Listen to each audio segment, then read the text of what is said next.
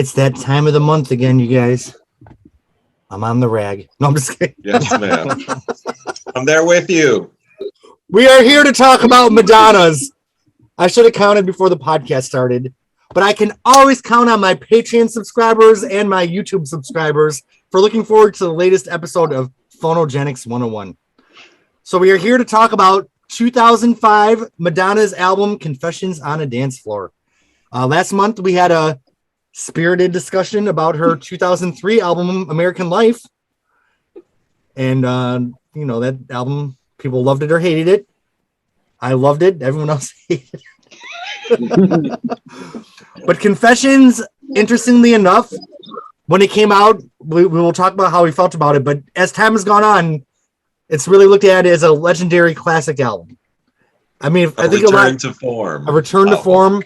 I think a lot of kids consider it their favorite Madonna album, the newer generations. That's the album they go back to. So before we get into Confessions, let's have the panel say a little bit about how they feel about this album and a little bit about themselves. We'll start with Jeff X from Orlando. Hey, it's one of my two favorite albums from her 2000s era. So it's Confessions and Rebel Heart. So I love this album, at least up until Jump. After Jump, it's like, man. But yeah. Which is the 8th track. So that's like a full album right there, right? Wait, you stop at Jump? Jump. Oh, wait, is it Jump towards the end, right? But what about... the 8th track? What's the 8th track? We'll find out in a few minutes. Jump is the 8th track. Yeah. He's thinking of Jump. So after the 8th track, to me, those 8 tracks is the album. After the final 3 or 4, I'm like that. You don't like Push or Isaac? Oh, Isaac. I like Isaac. Yeah, I'm sorry, my bad. But the rest was really good live. But yeah, that's my favorite. I have one line from you from a song after the 8th song that you have to love. I did it. She's like, I spent my whole life trying to be talked about. I did it. That line makes me laugh so hard. Okay. David from Miami, correct? Last time I checked. What is your relationship with Confessions on a Dance Floor? I love Confessions. Confessions was okay. This was the first Madonna album I had 2 weeks prior before its release. Excuse us. I was so shook how I found the leak. It was a good quality too. Oh, I played it out. Oh, it was so good. So by the time it came out, obviously I had once again wait till a Monday night to get to South Beach and go to Uncle Sam's record store. I miss them so much. And get my official copy, limited edition there. That was always that's what I always did when I went to go get music, when I went to go get American Life. I was there. This album is so good. Oh, it's like it pumps you up. That first like 5-6 tracks in a row, almost 8, as you say. Except, you know what? I feel like I Love New York. It's iconic, but it's kind of cringy as well too. So it depending on my mood, I may like it one time, I may not. So, but a return to form, definitely, especially when everybody was counting her out, and the bitch had fallen off a horse. Yeah, that's true. It's true. She'd fallen off the horse metaphorically and for real. And literally. No. All right, Eric from New Orleans. Yeah, I remember in 2005, Katrina hit New Orleans, and we got hit by the storm. So the only 2 music stores we had was Tower and Virgin Records. So I remember going to the store to go pick up the album also, and Get Together was my favorite song, so I would play that on repeat. So it's like, it's much better than, just my opinion, it's better than American Life. It's very different, but I love everything about that era. Best photos, best hair, best style, best videos. I mean, best tour. Everything. The tour is best great. Tour also. Yes, I was lucky to see it twice in Boston, one in Miami. In Miami, they don't play. It's a really good town. I caught 3 balloons. I still have them, and I just love that era. It's just really mass. It's really like a masterpiece, one of her best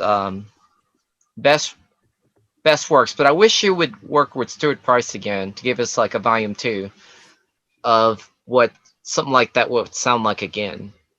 Because I think she needs someone that understands her and that understands her vocals. So it's one of my favorites. All right, and last but not least, from Seattle, Washington, coming in from the goth scene, our friend Sharon. Yes, so I'm here to bring the goth perspective, which of course is incredibly important.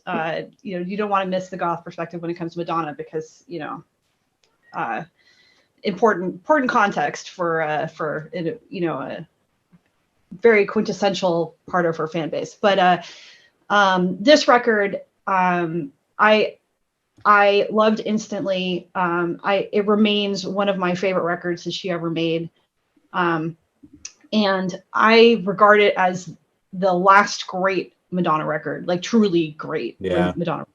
And I hate to say that out loud, but like, this is like, even going back to it in preparation for this podcast, like, it brought all of the feels back, I just remember like the first time I heard Hung Up, and it's funny, I just said it and the shivers came back, like the shivers that I got the first time I heard it. And I just was just like, all of the feeling of like, oh my God, she's back.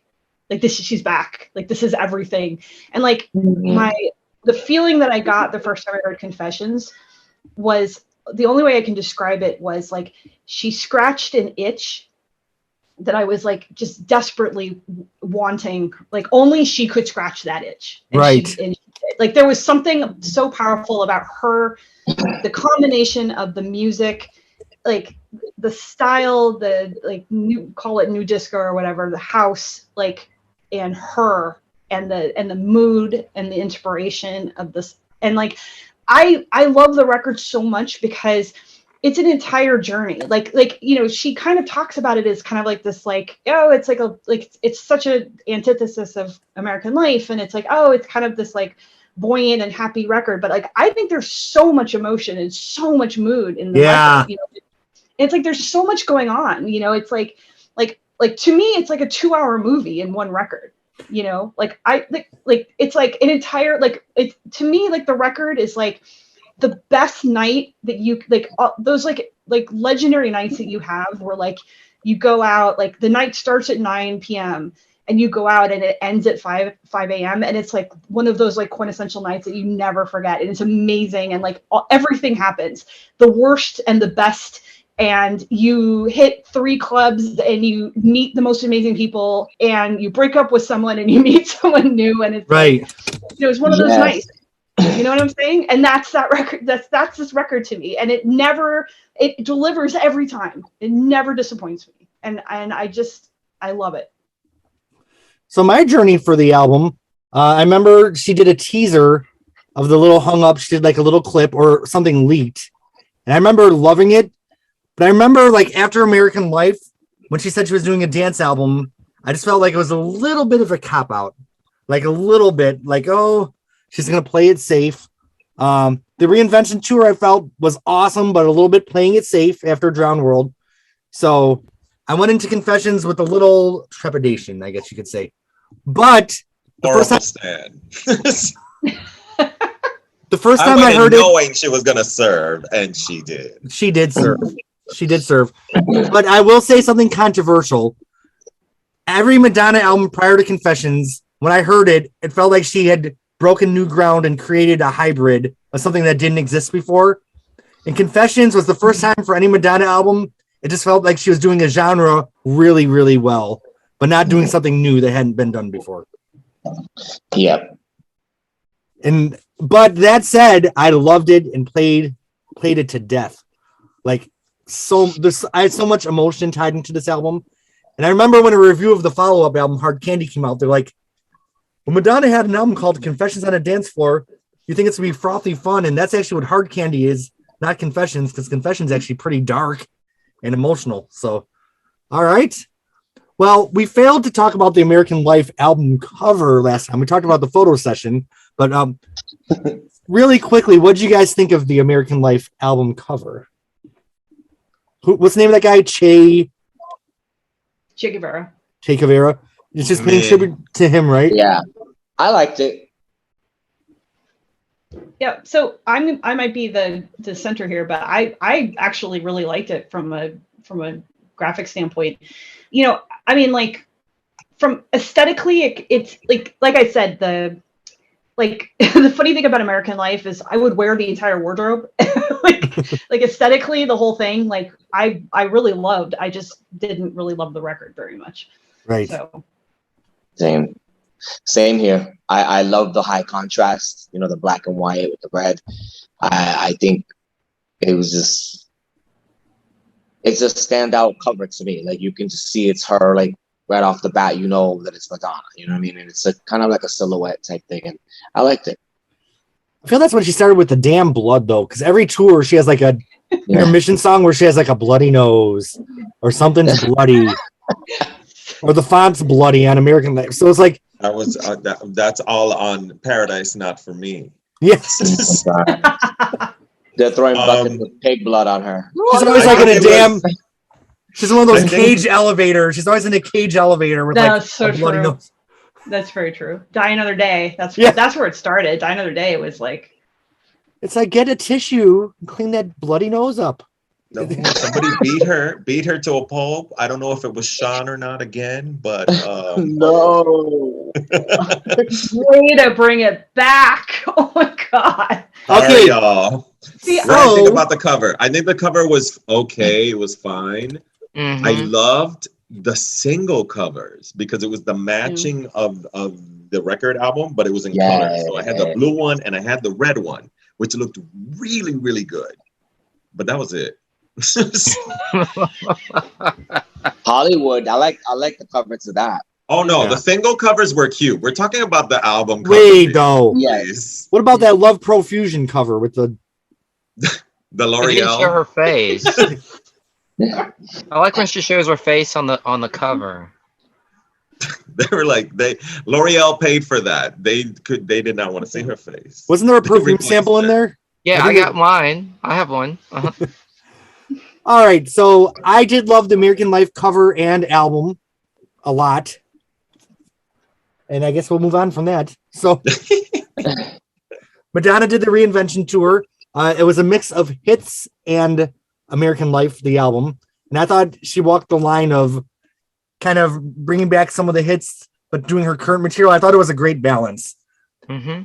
Even maybe more so than some of her later tours. Because I feel like, you know, wasn't there like 25 songs from the Madam X album on the last tour? 44. It was like 44 songs. 44 and Papa Don't Preach. And Papa Don't Preach. Where she was keeping her baby in that version.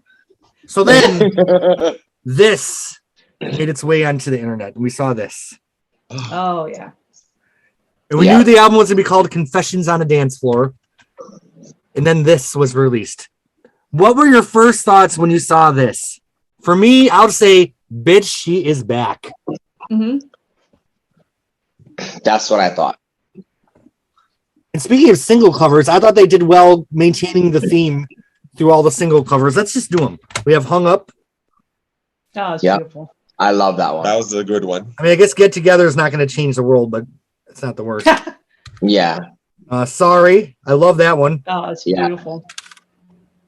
From the makers of Love Profusion, you have The Jump. Yeah. But at least you still have the same font and stuff, so. Yeah, keeping with the theme. Now, I'm going to tell you a secret come out before or after Confessions? Before. After, right? Oh, it did? Before. Okay. Which was the sequel to Truth or Dare. It came out in 2005, but way before. It was a year after the tour had ended, I guess. Did you like it? I loved it. Mm-hmm. Because, I love it. Oh my God, we got to meet Lourdes. You gave it to me. That was fun. That part was fun, but like I don't know, it kind of tries my patience a little bit. There's a lot of Malawi in there. Hey, your people are the worst. That's so cute. I love that kind of shit from her. So I'm like, yes, serve me. I mean, I don't know. I liked it. I liked it a lot. I can't help myself. I think I appreciate any moment that humanizes her. You know, I think we don't get enough of those. The things I liked were a little bit of the vulnerability about her marriage to Guy Ritchie. I mean, I think I will say that, like, I found those scenes to be really sad because, like, one of the things that I love about this era of her in particular is that it really comes across, particularly in the Confessions era, and not so much these days, is the strength. Like, she's so strong. And I don't mean strong as in like her biceps are bulging, even though she does have amazing arms. But like, there's an incredible amount of strength and athleticism, particularly like, you know, in the dancing and the, like, just in her performance. And like, she's so good and she's so strong and so in control and so in command. And like, when you see her in her marriage behind the scenes, it's like, something in my heart just really felt for her. Like, felt just so diminished. And I don't know. I don't know. I remember that scene of those. Wasn't there like two people playing a piano, like all artsy and crazy, and all these dancers are like watching it, and we're supposed to be reveling about how she's showing them this high art, and I just really don't care at all. Like, I do not care. That lady's crazy playing the piano. Give me Moira McFarlane back. The lady. No puedo. All right. I can't. Confessions on a dance floor. Yeah. Okay. So Sharon brought up the Shivers, and this is the last time ever in the world where I started. There was always a tradition when I got a Madonna album that I would start crying because I was so moved by it. And when Hung Up was released, it was a single edit.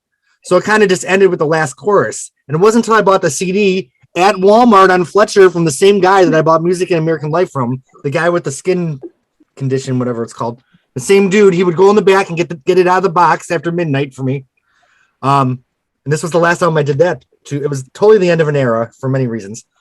But it had that extended outro where it starts to go into the break sound of the clock, and I just started crying because I'm like, only Madonna can do this. Like, that breakdown, only Madonna can like serve that fucking shit. And I never had that feeling again. You know, Candy Shop did not do that to me. Nope. How dare you? Candy Shop is a classic. It's one of the best songs she's ever done. She must think so too, because she does it on every tour. I love it.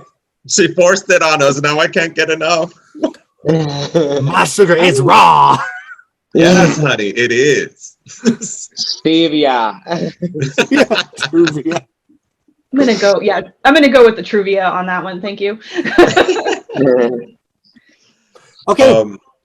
The first time I heard Hung Up, 6 a.m, I was heading to work. I had to be in West Palm Beach at 7 a.m. to do a morning shift.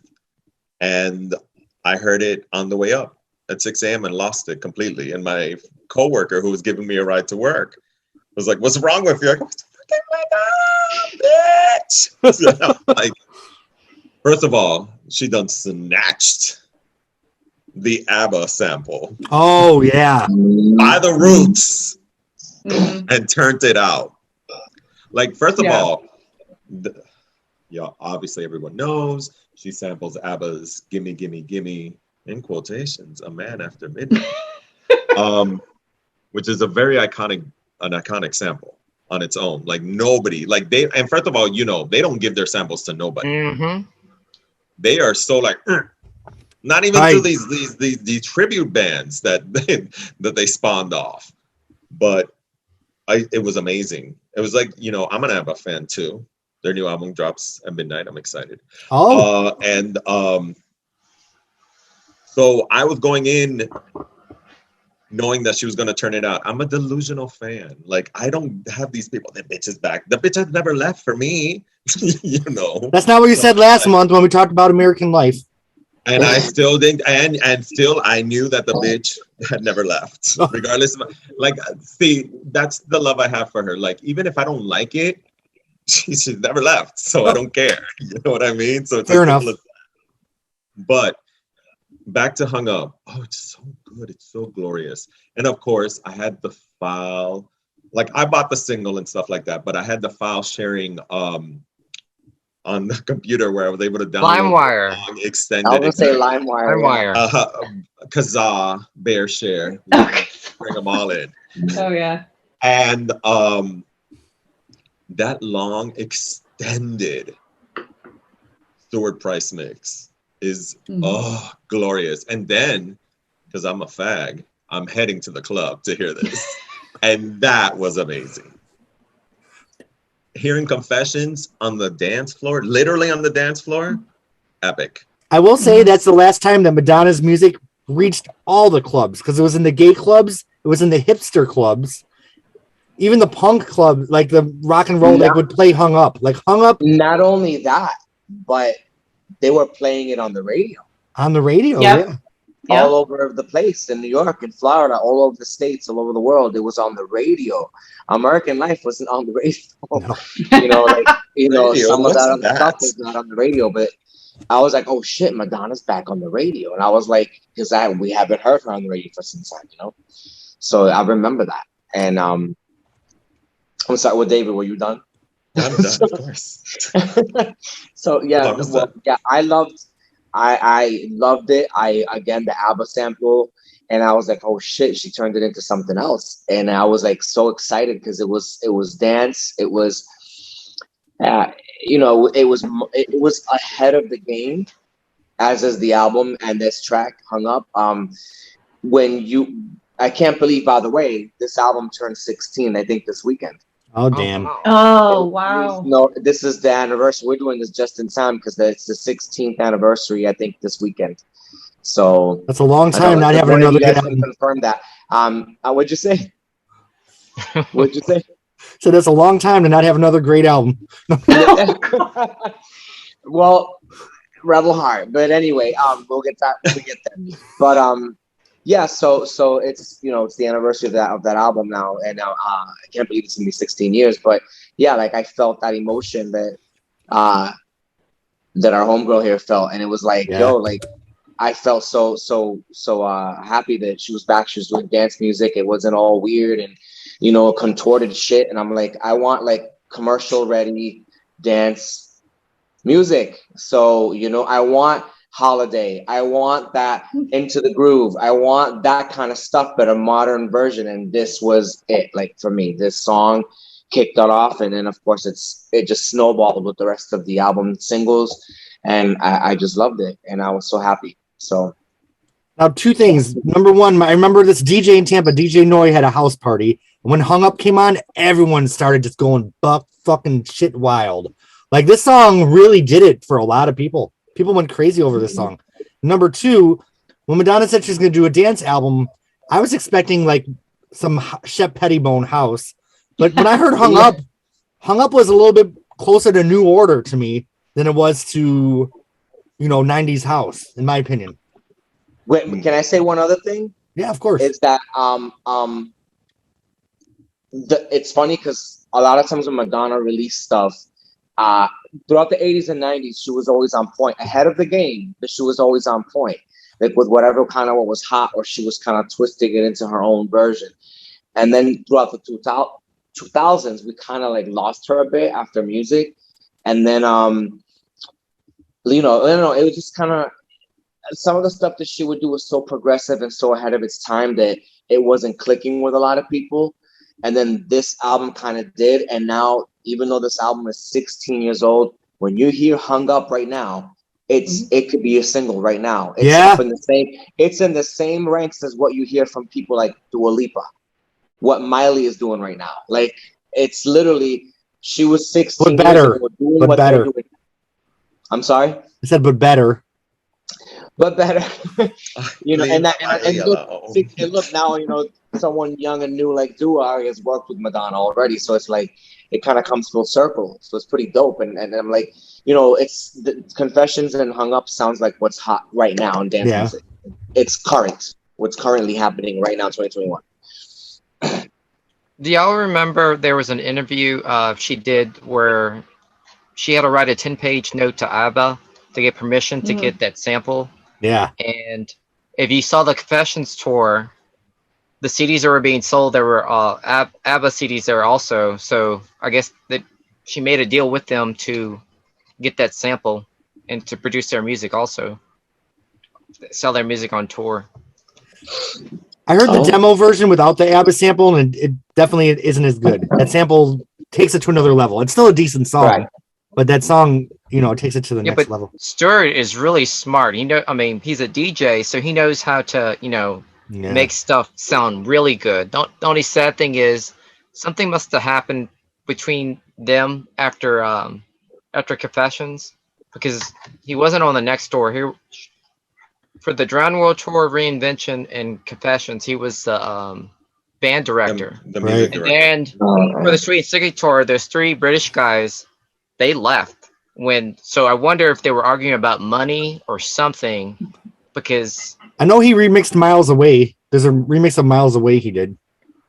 I didn't like that. I didn't like that version. I thought it was okay. I mean, he's a really talented guy, but he's hot too, by the way, isn't he? Yeah. He's hot. I think he's very attractive. I call him Stuart. Name your price.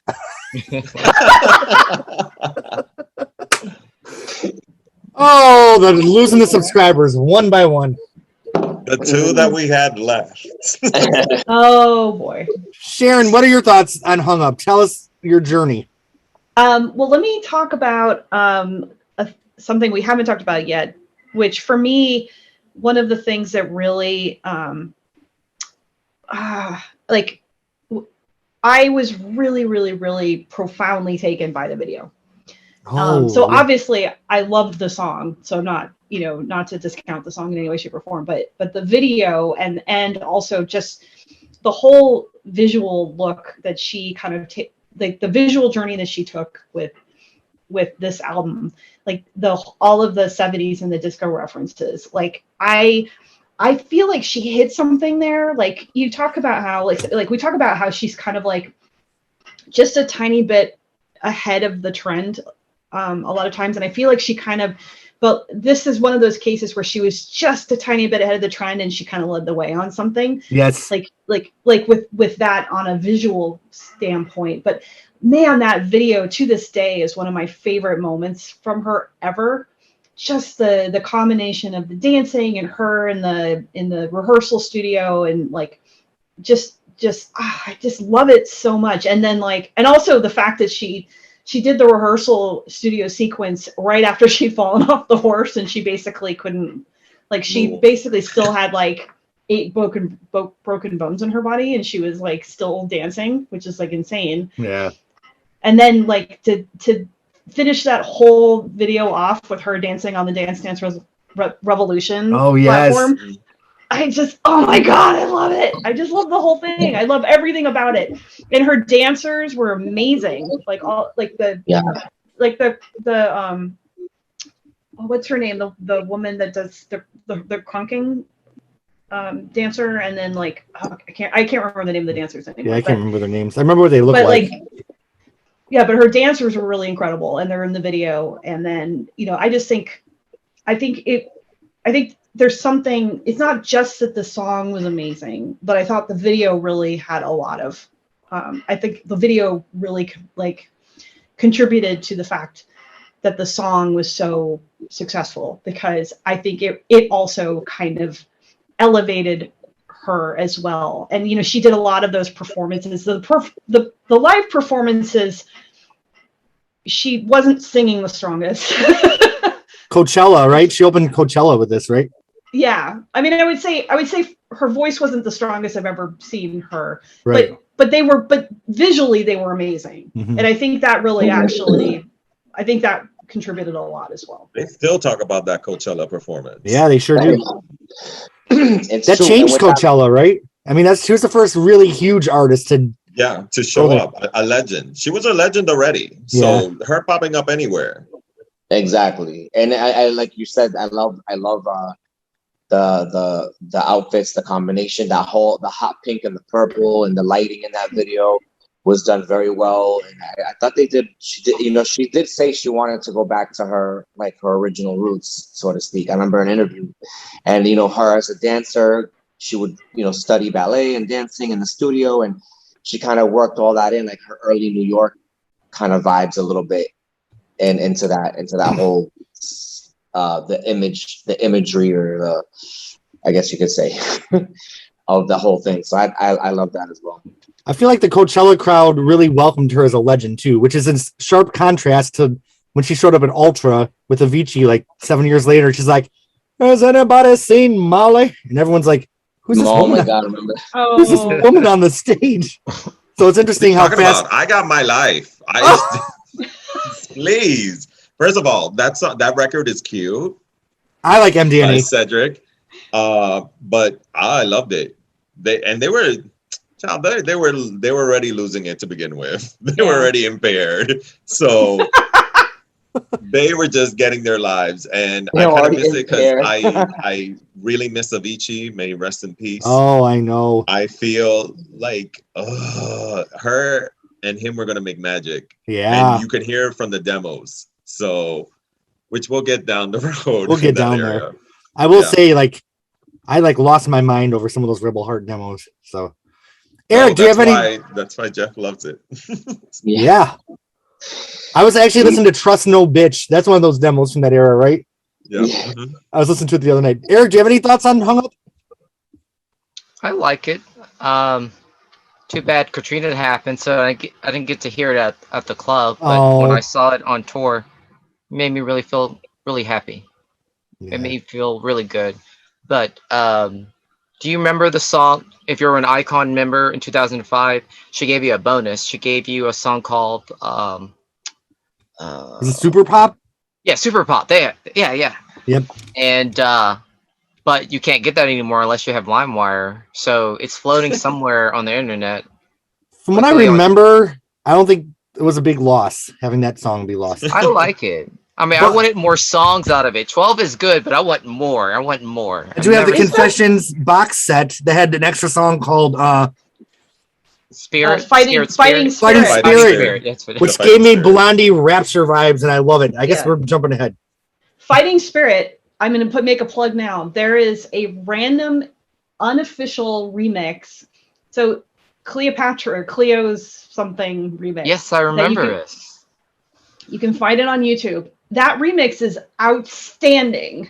Really? I just want to plug for that remix. I'm not a big fan of the original, but I actually love that remix of Fighting Spirit.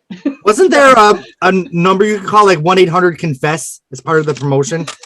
Yes, I remember that. Yep. Confess your secrets or some shit. And let's also remember that the original video director was Dave LaChapelle. Is that his name? Mm-hmm. That's right. Yeah. And he got mad at Madonna and bailed out of the video, right? Right. Over creative control issues. Yeah, so there was a journal in this version. It's like a deluxe edition. There's a journal where you could write your confessions. Oh my God. This is before, like, you could buy stuff online as much, like used versions. So the only version of this I could find was like the $40 one. It closed now. It's not Barnes & Noble. What was the other big bookstore that closed? Borders? Yeah, I was at Borders. Really? Oh, Borders. Okay. At Good Times, La Borders.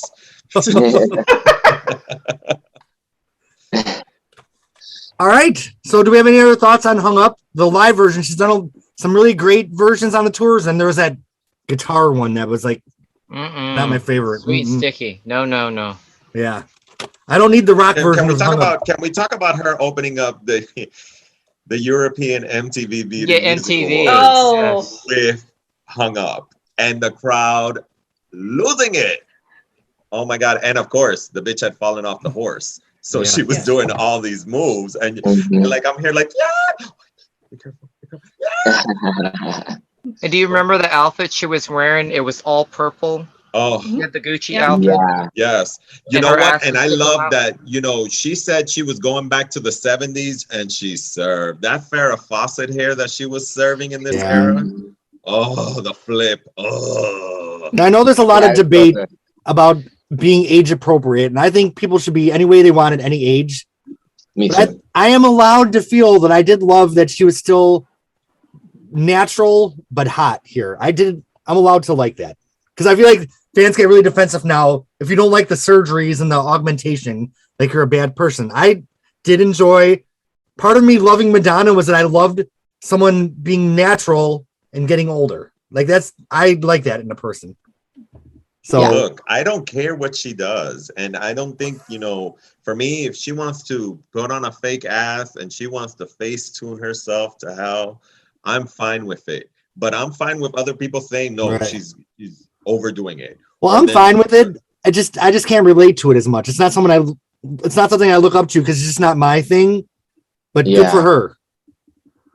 Because I always idolized her, and she always paved the way and was kind of someone for me to follow and look up to. But her values now have changed to what my values are now, and it's just a change. No judgment for her. Do the thing, girl. Like, I'm still buying the Rolling Stone and the V magazine. Wait, it's out? Rolling Stone is out? Oh yeah, I found it at Barnes and Noble. Oh, Tampa. good times. What does it look like? Oh, Well, I'm gonna look it up right now. Please She's hold. she's with Maluma. She's on the cover with Maluma. It's an interview with Maluma. Do you have it? Yeah. A physical I haven't got it copy? yet. I don't have the physical. You don't copy. have it either? One Mm-mm. second. I'm gonna have to look that up right now. She looked good in there too. That was a cute photo shoot. It But the did. V one There is the it one is, I'm yeah. looking This Look, one. there it is. Yeah. Who has it? Oh my god. Jeremy. Madonna and Of course it is. It's Maluma. out on eBay. I mean, it's out in the store right now. Yep. Yeah. Yeah. I bought it. I went to the store for one magazine and I saw 10 magazines I wanted and spend $160. I'm like, I need A this magazine. I need this magazine about The Office. I need this Robert Plant mag. Like, it is just out of control. Back to Confessions on the Dance Floor. Yes. Now, Sharon, before we move on to track 2, how did Hung Up do in the Gothic clubs? It's a great question. It really didn't pop in the goth clubs, and it should have, but it did not. Especially Wow. with that dark bass. Boom, boom, boom, boom, I boom, know. boom, boom, boom, boom. Yeah. It's like I think coming it was. Yeah, I think it was a little too. I don't know. Pop. Yeah. Okay. It's interesting because we're getting closer and closer to Lady Gaga coming out, but I feel like this album kind of paved the way for that kind of dance music. I almost said that earlier. 100%. Yeah. In Absolutely. fact, the opening of "Sorry" to me is like I mean, there's so much of this record that just blatantly ripped off by Lady Gaga. Don't call me Gaga. Like, the beginning of Sorry. Don't call me Gaga. If you want to distill Lady Gaga, to me, it's Confessions mixed with Blackout. And then that's how you get the fame. Like, Confessions plus Blackout equals the fame. I could see that. I can see that as well. The fame, let me tell you, that's a very good album. It's a great album. Very good Very album. good album. I got my life. Okay. So when Hung Up came out, of course we all loved it. And I can't remember if I waited till the CD came or if I heard the leak online. But all I remember is the first time I heard Get Together, I'm like, holy shit, this fucking second song is just as good as the first one. Facts. Like, My how the fuck is something gonna be as good as Hung That Up? is like, oh, Lord. It's my favorite song on the album, and I love when the alarm clock goes off, ending Hung Up, blending into Get Together. I love that. The synth that it sounds like Holiday to me. Yeah, it's giving me Holiday vibes, like the synth part. Mm-hmm. Sharon, you had a comment? Yeah, if I may, I would like to say this is a perfect song. A perfect fucking song. It is a perfect song. I cannot say it more plainly than that. It is a perfect song. It just there talks are very about few love. Perfect songs. It's so good. And I'm a romantic at heart. So to be on the dance floor and to feel like you want to be in love and have a song, like talking about it, it's fucking euphoria. It's one of my getting ready to go out songs, along with Company B's Fascinated. So. And you know what's back, you guys? I really want to be with you. Yes. The Cher voice. The Cher voice. God. Oh my God, that's so funny. Now let's say for the listeners, there were 2 mixes of the Confessions album. One where all the songs go into each other. Then on iTunes, you can find the unmixed one where the songs end, then start again. It's weird because some of them are a lot different. I bought it because that was the first album I ever bought off iTunes. Like, was it the mixed or unmixed version? It was I bought them both. Okay. I bought them both. No LimeWire. No. Like not when it comes to her. Okay. When it comes to, I spend my money on her. I don't give a fuck about these other people. I spend money on her. But amazing, just so good.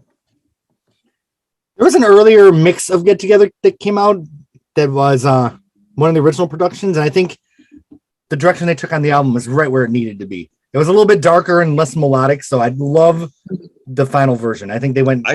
You know what I love about Get Together? You get lost in it. Yeah, you are so like in it, and if you're impaired on a cute libation or a beautiful leaf, it's euphoric to get lost in that song.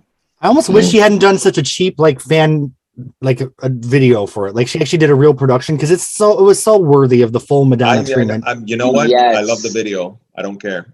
I love the video and it works. Which one? There was 2 versions. I love my cartoonish, like the picture doesn't move. I love it. I love the song, and I'm not, and I don't find any fault in anything with it, including the video. I understand, yes, she could have served something with the video, but a bitch done fell off a horse. And she did 2 videos in one. She gave you Hung Up and Sorry. I was fine.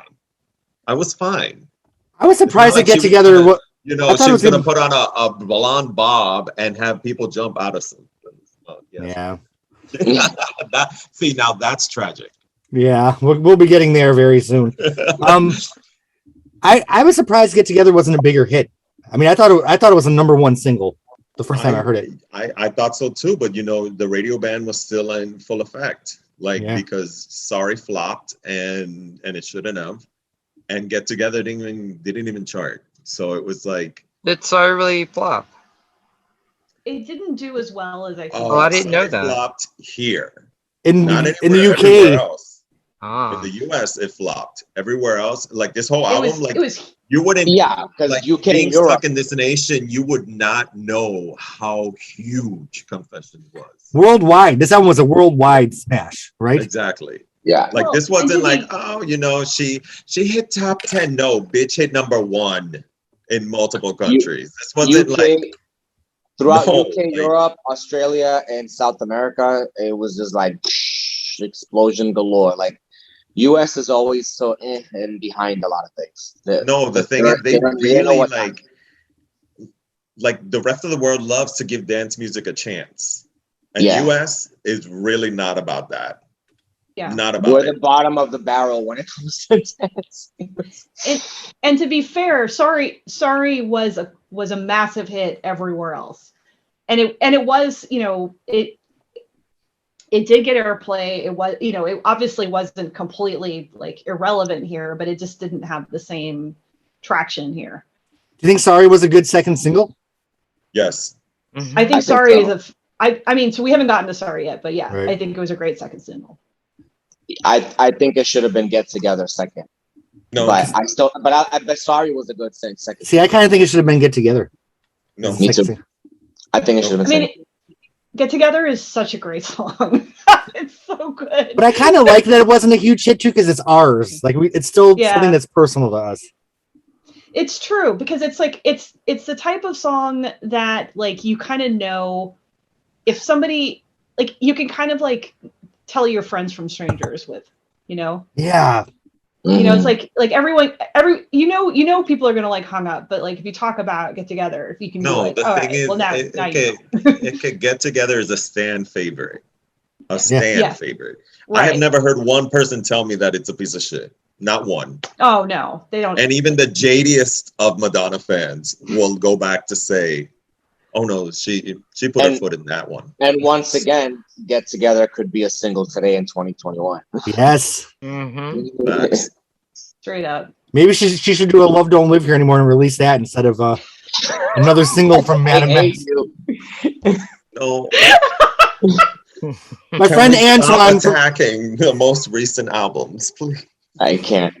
My friend Antoine from Phoenix, Tampa Bay said that Get Together is his favorite Madonna song of all time. Oh, I can see it. Yeah. I can really see that. And I can't disagree with that. I do think it's right. Of course not. It's right in the same level of Holiday. Like, what's in there? Like Holiday, Vogue. I put Get Together in that upper, Into the Groove. Oh, absolutely. Absolutely. Spanish lesson.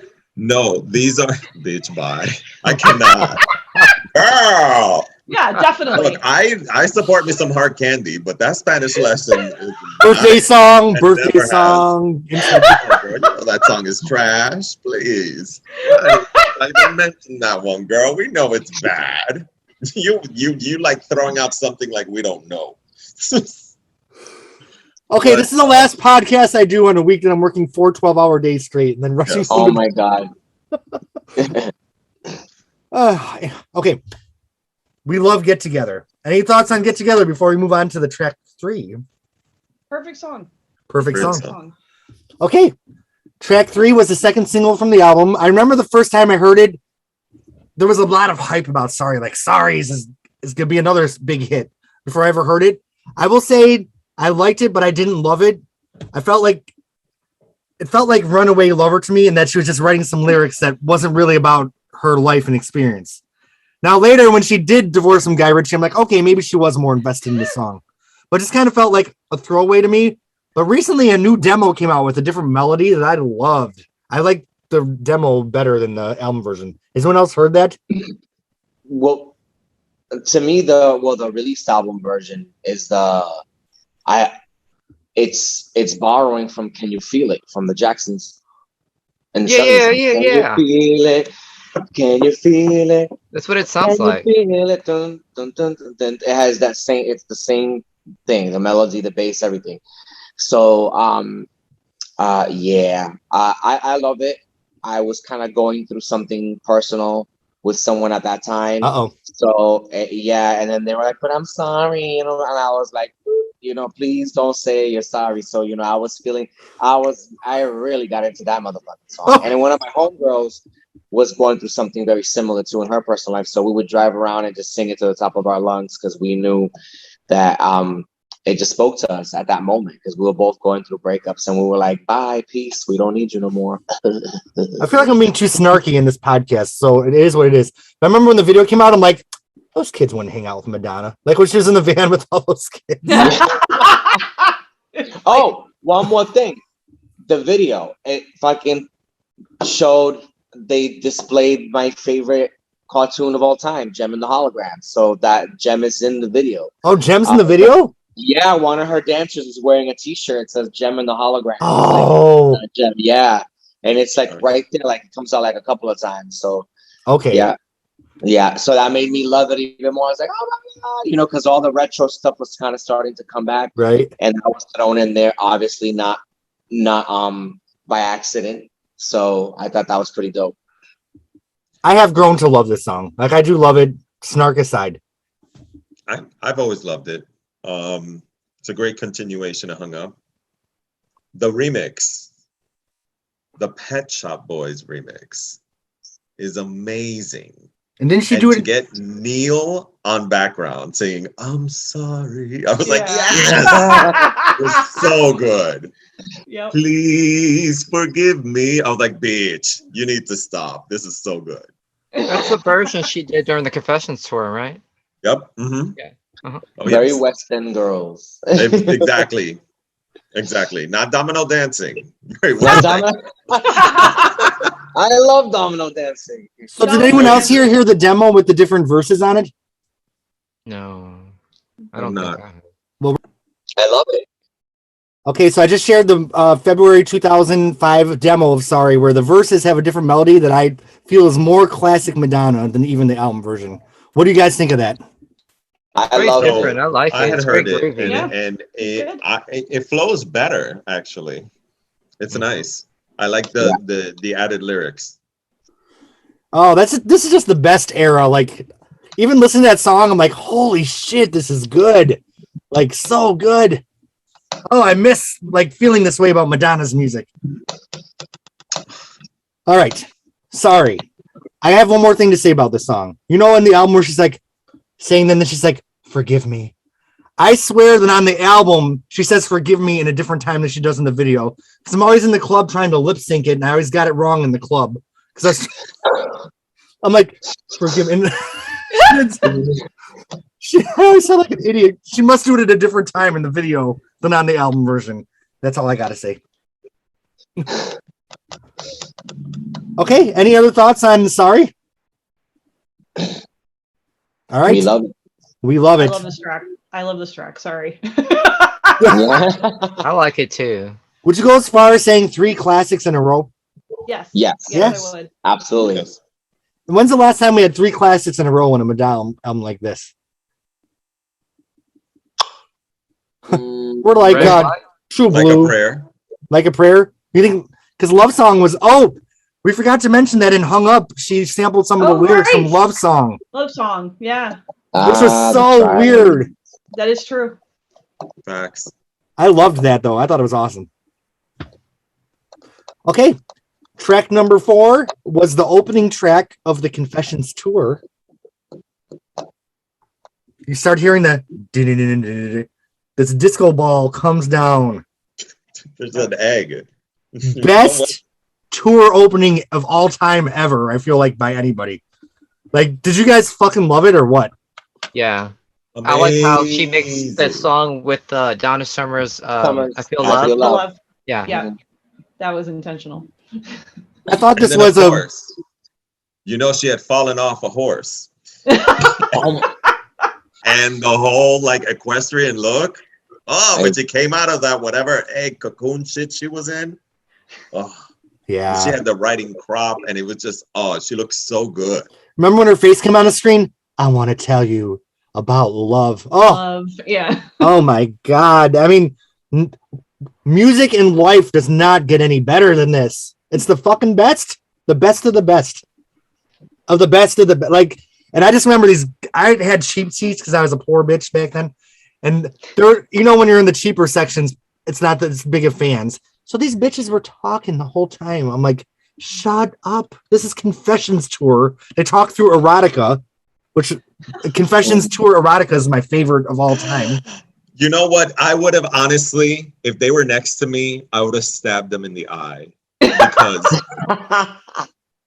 Erotica / You Thrill Me. Oh my God. Epic. Because first of all, I ain't heard the song in 16 years. So come on, in a long ass time, a good 14 years. Like I hadn't heard You Thrill Me since, you know, the stupid little CD single that you got for Erotica. So it was like, oh, and it was amazing. Her body, she was doing, and she had this hot dancer on her, and then she was doing pirouettes, and they were carrying her over here and over there. And I'm like, And she had that Alba outfit from the that tight outfit that she was wearing, that Alba was wearing in the 70s. Yeah. yes, It was you're really absolutely pretty. right. Mhm. And she had the disco balls on the top to where it just everything just mashed together. But I the did a remix YouTube was, like, rip so of cool. You Thrill Me and just played it in my car over and over. I still have it in my CD collection. Who doesn't? Everyone has it. You Thrill Me. And I we got to ripped it mention, right off of YouTube. You thrill me. Inside me, you thrill me. Let me ask you this. During the promo tour, she did Everybody. It was a good remix of it. Yeah. What happened to it? Why wasn't it on the tour? The performance of her doing that at the Coco Club, she was like, you know, I'm performing this for the first time. The last time I was here, I performed this like 22 years ago. And then everyone was like, what's she going to perform? And then she put, it's like, let the DJ shake you. Let the DJ shake you. Uh-huh. It was a brand new updated version of Everybody. And it didn't sway away from the original. It just they upgraded it without being completely different, and I thought that was so dope. It's one of my favorite songs of hers, by the way, and from the first album. And the way they did it, they performed it, the choreography, just everything. They blew everybody the fuck away, and I thought it was amazing. And Yeah, you have some weird, I have that version, like the extended version of that. you have some weird Madam X effect on your voice right now. Yes, you do. Oh, me? Auto-tune? Me? Yeah, Yeah, it's like an echo when you're speaking right now. Right now? Yeah. Yeah. What the fuck? I don't know. It's probably the connection. Was that Club Coco they were at in London, right? I said Club Coco, yes, Uh-huh. in London. Am I still echoing? Yeah, this pause it for Yeah. a second. Thank God. Okay, so I don't know if you guys got any of that, but what I had said was, why am I seeing everybody like not in a okay? Okay, you're recording? Yes. Oh, so Don't get me acting all crazy in here, Jimmy. I said that I loved her performance when she did that at Club Coco in London, and she said she's like, I'm gonna perform a song that I did the last time I was here 22 years ago, and they were like, what? Like freaking out, and she's like, I don't perform it a lot, whatever, and then she did it, and her dancers turned it the fuck out, the choreography. It's a brand new updated version of everybody, and again, they didn't stray away from the original song. They kept it sounding like the original. They just gave it a modern upgrade without changing it too much, and it just worked. And the way they did it, they just blew everybody out of the water. Like they were all just like, like everyone was just so excited and screaming. She was dancing like the way they did. Oh, you saw it, right, Eric? You know what I'm Yes, talking I about. saw it. I've never seen this. Yes.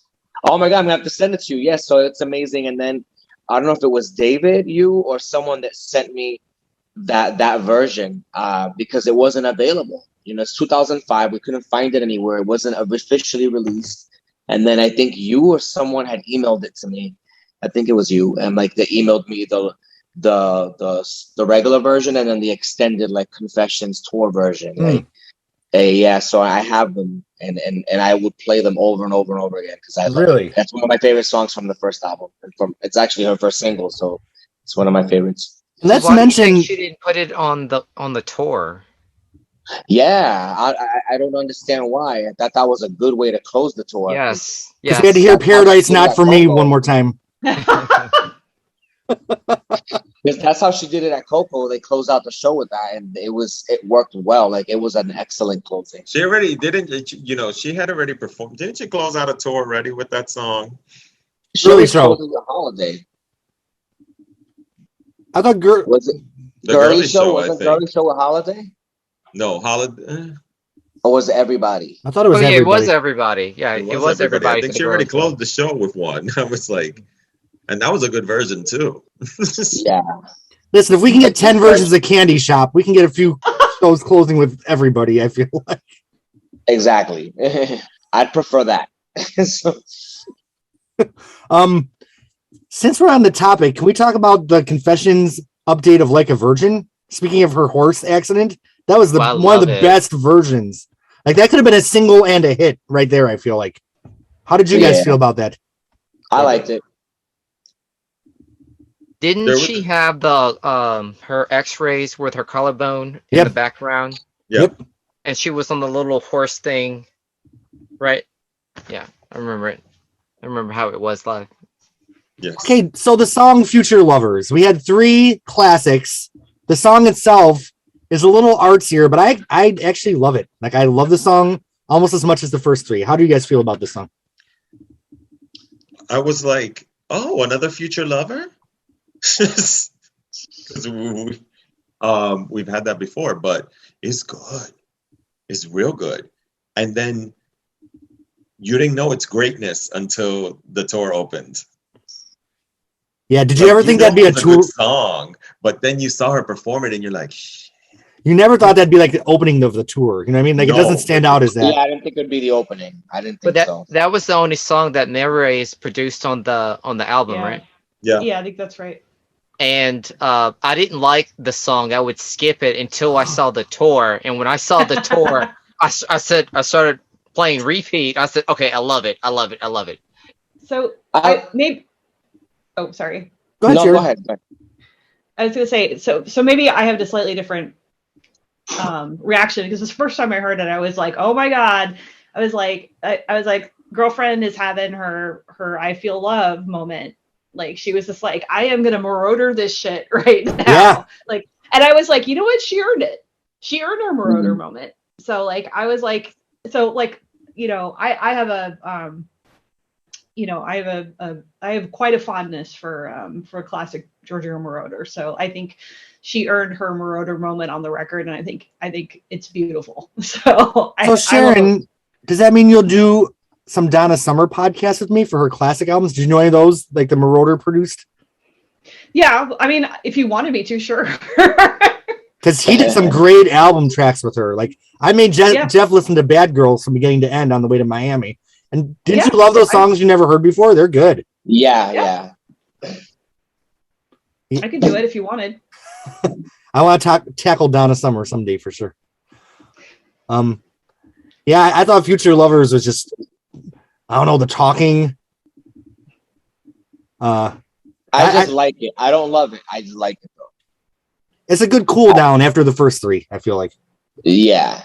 It's like a chill moment. Like, okay, that's your moment to like go get your drink and go to the bathroom. No, that's coming up soon. Oh, yeah. See, I agree with that. This is kind of like we're shifting the energy on the dance floor a little bit. We're still on the dance floor, right? We're still on the dance floor. You danced your butt off for 3 songs. I'm like, okay, now I need a drink, but which is usually water. So in your case, it was. Yes. Exactly. Back then. Back then. I keep having a thought, then I lose it before I can. Like I've came close to saying it, then I lost it like 3 times. So I hope it comes back to me.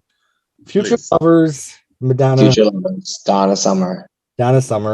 I did like when she went to I Feel Love because that was the obvious tribute that she was doing in the first place. I remember what I was going to say.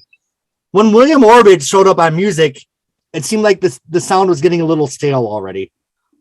And then with Merway on American Life, it kind of felt like maybe those two were starting to run their course a little bit. But Future Lovers, to me, does not feel stale at all. I feel like it's a really good contribution. You know, it's weird because he does disco very well because I love God Control.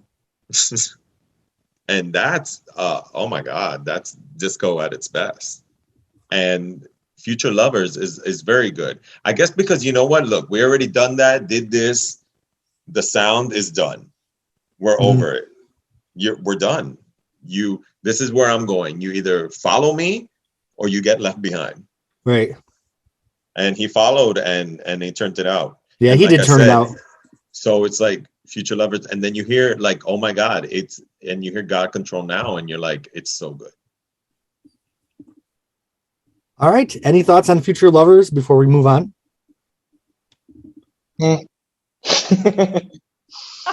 So being a Madonna fan, to me, she could do no wrong. And even the occasional cringy moment was like, it's Madonna, it's okay. And like things didn't always stay like that for me. So in I Love New York, when she talked about people feeling like a dork, I'm like, it's okay. It's Madonna. It's tongue in cheek, it's cheeky. I'm okay with it. How do we feel about I Love New York? It makes me feel like a dork in 2021.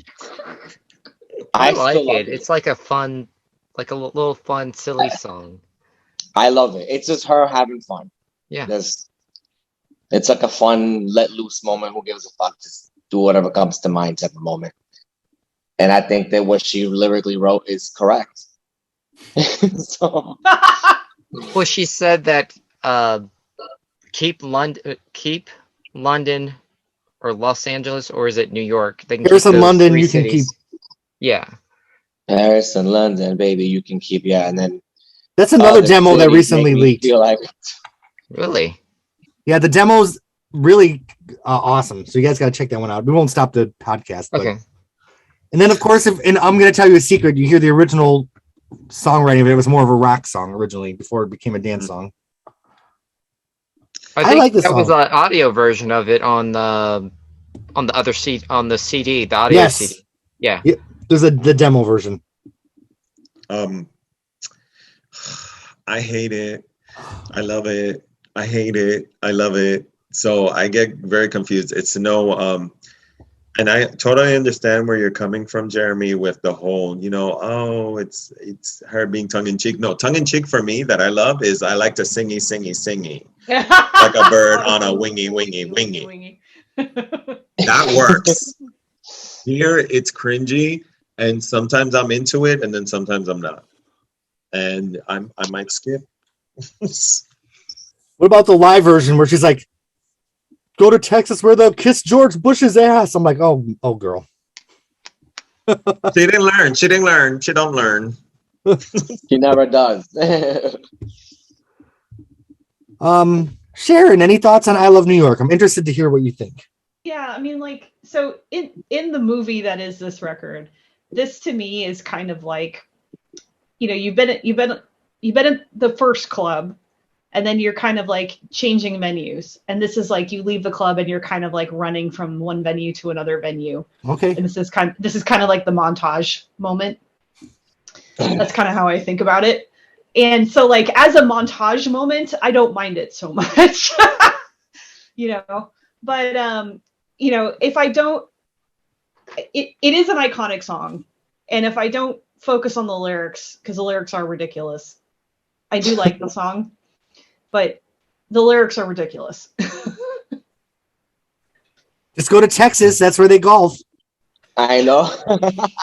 I also, what I do like too is almost like I get like with the rock mixed with the house beats. It almost sounds like a motorcycle revving up when the chorus kicks in. Do you get that vibe too? Like Apollonia is showing up.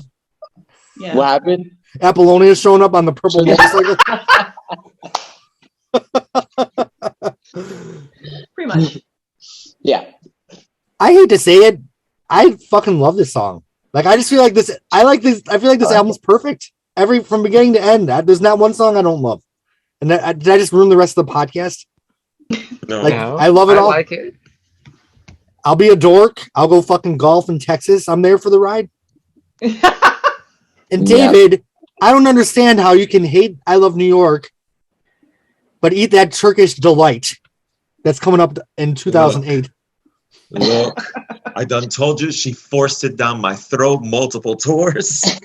Now I can't get enough. I didn't say the thing is with me, it depends on my mood. Like, for me, it's like the lyrics get me like, oh, why? They're so busted and it's horrible. And it's like, but sometimes I'm like, oh, sometimes I'll sing and sometimes I want to hear it. Don't get me wrong. In preparation of this, it wasn't a skip. And I was like, how sometimes you're like busy in work and you're like, oh, and then you hear the song and I'm like, oh, whatever. And then, but I know word lyric by lyric and like nothing changes. But for me, I like it one day, I don't like it the other day. And that to me, and in the lyrics, it's the lyrics. Sometimes I want to hear BS and then sometimes I'm like, no, skip, bye. Yeah. This is off topic, but how'd you guys feel that they tinted her hair red on the album cover? I liked it. I like it. Yeah, I liked it. Same here. See, I didn't see it as red. I saw it as like strawberry blonde. Okay. It was red.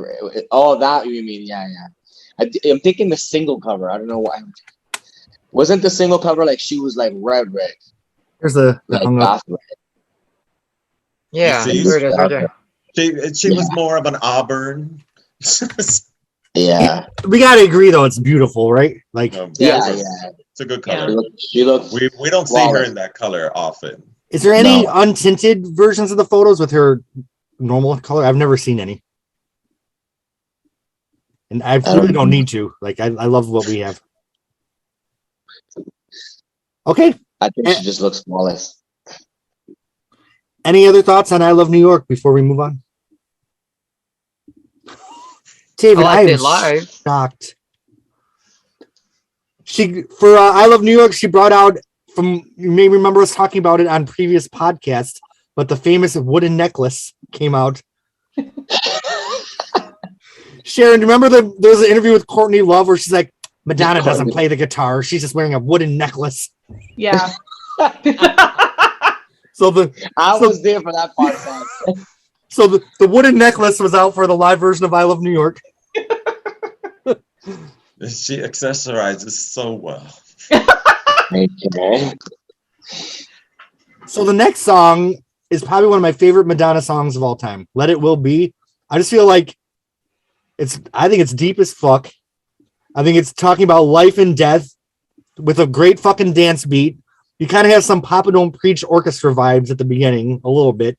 To just watch me burn. Like, I'll admit I've cried a few times listening to this song. Like, I just feel like it's life summed up in like a perfect pop dance song. So, Great. and this is when Madonna was still in the thick of her Kabbalah. And I was, even though I didn't follow it, I was there for her ruminations on the human condition. I just thought this really was a confession on a dance floor. Like, now I can tell you about success, about fame. I don't know. I fucking love this song. So I'm going to shut up. What do you guys think of this one? It's really good. It's produced really well. It's very different from the other ones. It kind of gave me a Don't Fear the Reaper vibe a little bit. But like the 2005 version. Ooh, this must be kicking in a little bit. It's great. It's one of the reasons why the album is so good. Now, I didn't love the live version with the remix, where she was thrashing about the stage. I like the mix on the album, personally. Yeah. I totally agree with you on that point, but it's so good. And like, it's another one of these you get lost in the song moments. Yeah. When you hear the album. Yeah. Like, it's just like you're in the zone when you're now after you've washed your face of the cringy lyrics from the prior song. You have gotten right back into the album and you're in full throttle from now on. I love Now I Can Tell You, The Place That I Belong. It won't last long. The lights, they will turn down. And now, I'm a little bit of a depressed person. So that kind of like, yes, nothing good ever lasts. Isn't the live version, she takes a finger, puts it inside her pants, and then she licks her finger? She's wearing a cowboy hat. But that could work for multiple songs. Which one was this? No, this is the one. She's definitely like flipping her hair. She didn't have a hat on. She was like thrashing really crazy. Oh yeah, she's kicking in the air or something. Yeah. It's like a weird remix, which I didn't love. Yeah, but I could have sworn she put her hands down her pants and then she licked her finger. I'm gonna have to watch the video again. I just remember that. I kind of checked out a little bit during that song because I love the album version so much that the live version didn't do so much. And Sharon's talking about this being a movie. I feel like with this song, we've arrived at a different club that we kind of stay at for a few songs. Would you agree? Yep, I totally agree. So what do you think of this song? I feel like this song kind of sets the stage for this is like the beginning of Act 2, right? Right. And I think, and the nice thing about Act 2 is that Act 2 is a lot more like, I think there's a lot more emotional nuance in Act 2 of this record. So it's kind of a nice way to start, because it's also like, to your point, there's a lot going on in this song from just in terms of message and what's inside of it. But the thing that's kind of nice about this song is that it's subtle, and it's like, if you're not paying attention, you could miss it. Right. So, and that's kind of a nice thing about it. It's like, it's subtle and it's deceptively simple, maybe. So like, you kind of like, it's one of those that kind of sneaks up on you, which is kind of nice. I feel like so much of American life, she's trying to be deep with a capital D, Mm-hmm. Right. But on Confessions, she actually just was like effortlessly. Right. And it's one of the things that I like the most about Confessions. And I think I said it back in Ray of Light. One of the things that I liked about Confessions is that she kind of brought in some of the stuff that I liked about Ray of Light in Confessions without the heavy-handed nature of American life. Like it felt like she was kind of exploring the kind of Kabbalah-y stuff. She's exploring it, but with a little bit more subtlety. And so like, this would be a great example of that. I do know that she recorded this like in a one-room studio with Stuart Price. Like, she said she was just sitting there with her notebook in his little flat apartment. I just love that, like, kind of like punk rock Madonna coming back, just writing these really great personal dance songs that were just so effortless. And I guess like the reason Madonna was always my number one is like her songs just helped me, because like I think of like terrible times in my life, and I would listen to a song like Just Let It Be, and I took that to heart, and it actually changed me and how I dealt with life.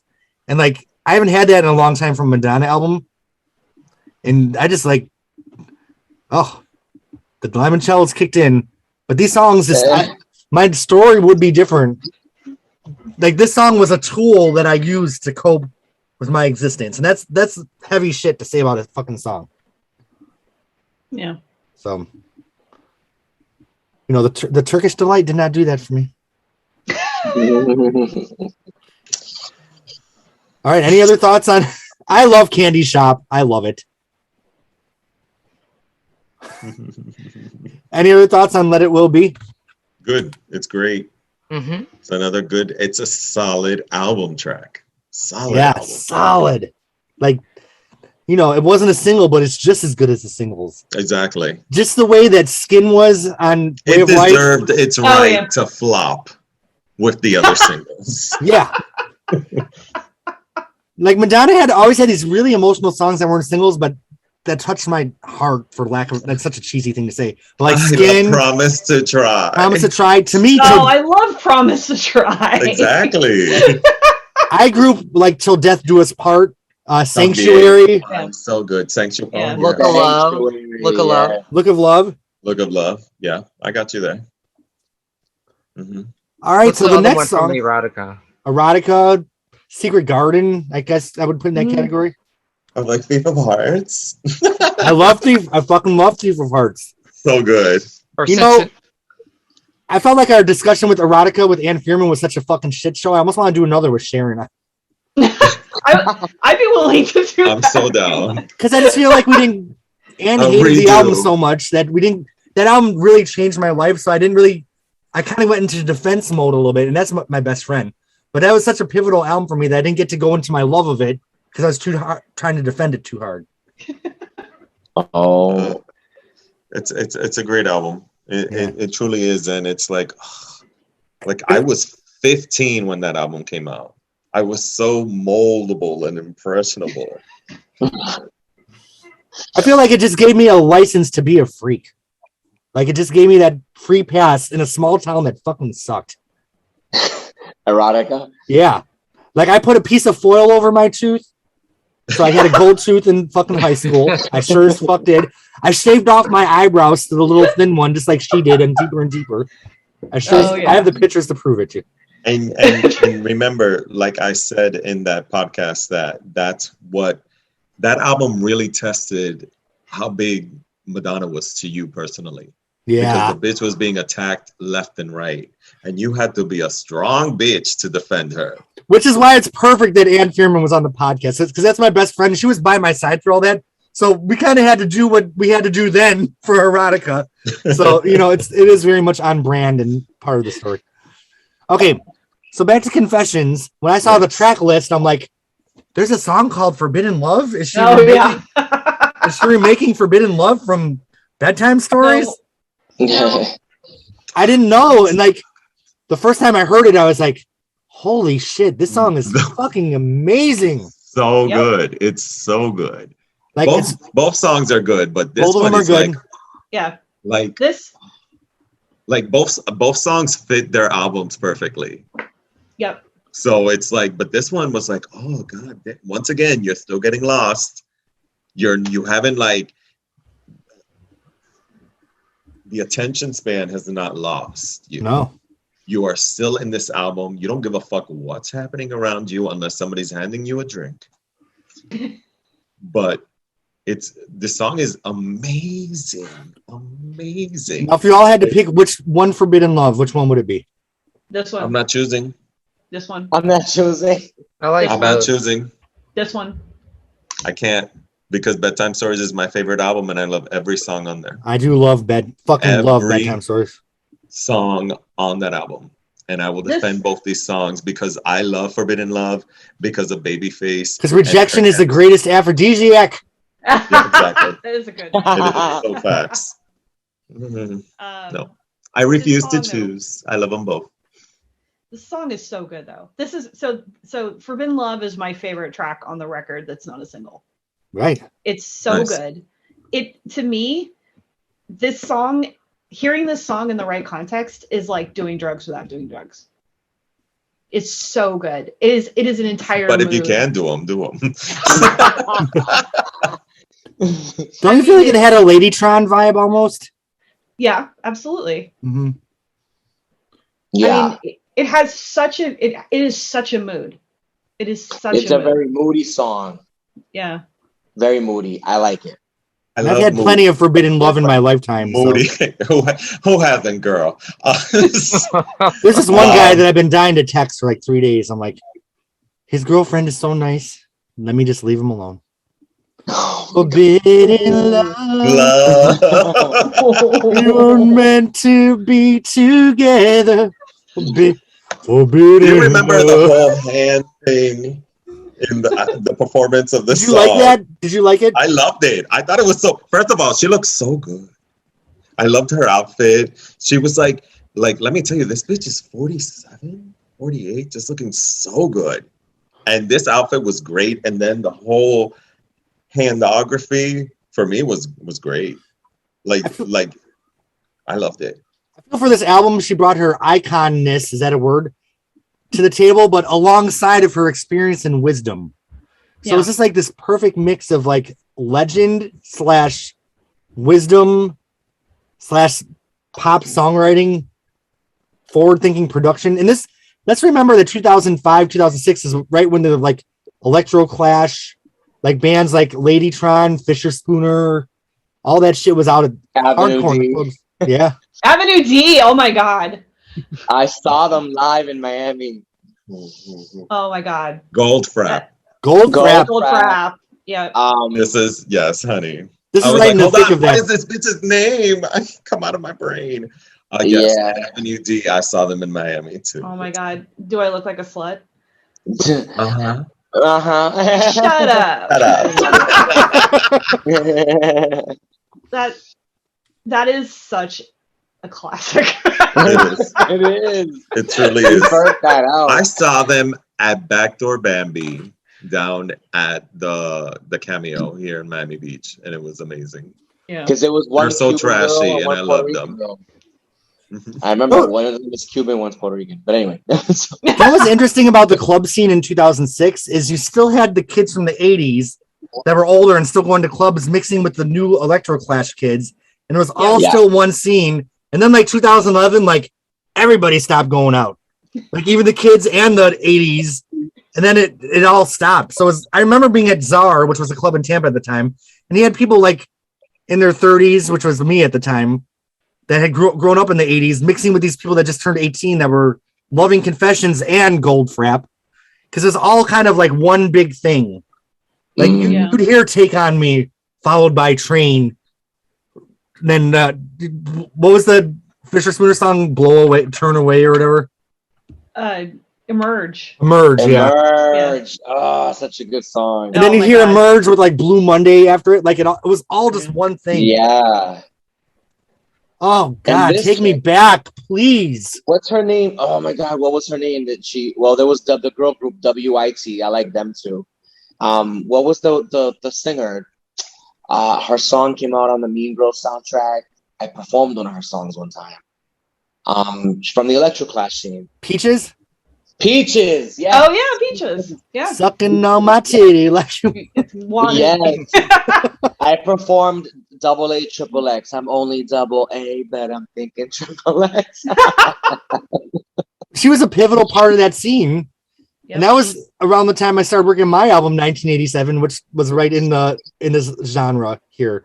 Jeff, that's when you met me, wasn't it? When I was doing my 1987 album? Yes, that's what we meant. Absolutely. You know, and that was along the lines of this kind of like throwback to the 80s, but forward around thinking. around this time. Yeah. Give or Oh. take. Yeah. Take me fucking back, son of a bitch. I know. Now I go to a club. The thing I loved about the club scene is you'd have all the 80s classics mixed with brand new songs that felt relevant. Now the whole thing's over. So if you go out, it's just like all tired old songs without that hint of currentness. So I just feel like washed up when I go out. Because you're not mixing Ariana Grande. You still go out? Fucking Carol Baskins, right? Like that's what the fuck. No, but yeah, I don't go out as much as I used to, but when I do go out, I'm like, there's a meme I had posted a while back that says when I hear the DJ say, all my 2000s babies, put your hands up, and they're like, ah, and the crowd goes wild. Yep, it's time for me to go home. But it's different. It's different. Different time. But what I do like, I'll say off topic real quick, is that today's younger generation, a lot of the Gen Z kids, more than millennials, a lot of the Gen Z kids are open and heavily interested in vintage and retro pop culture. They're like into vinyl, they're into the fashion, they're into the music, they're into the information, they're into the TV shows, they're into collecting VHS and vintage horror and all. They're just all into it. And I have nieces and nephews in their teens and 20s, early 20s, and they're like obsessed, and all their friends are obsessed, and they come to me for to give advice or questions, like, when did this come out? Do you know who sang this? And I'm like, I'm loving it. Just like back in my day. Yeah. Let me tell you something, you young whippersnapper. We went uphill to the record store both ways to buy the vinyl. Exactly. They're like, what's a record store? Yeah, exactly. Okay, do you guys agree with me that a club scene continued? That did end in, I guess, maybe 2010, 2011 is kind of when I feel like it ended. Did anyone else have that experience? What? It might have ended for us. The club scene never ends. But even those kinds of nights ended. Like those kind of clubs that were playing the 80s and then the Electro Clash and all that were no longer the destinations. Stuff. Yeah. Like that stuff kind of like EDM kind of took over, and that's not really playing.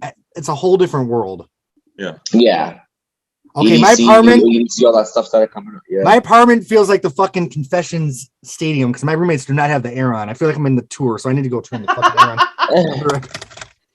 That would be every Madonna tour. Yeah. Did he pause it, or are we still live? No, we're still live. No, it's Memorex.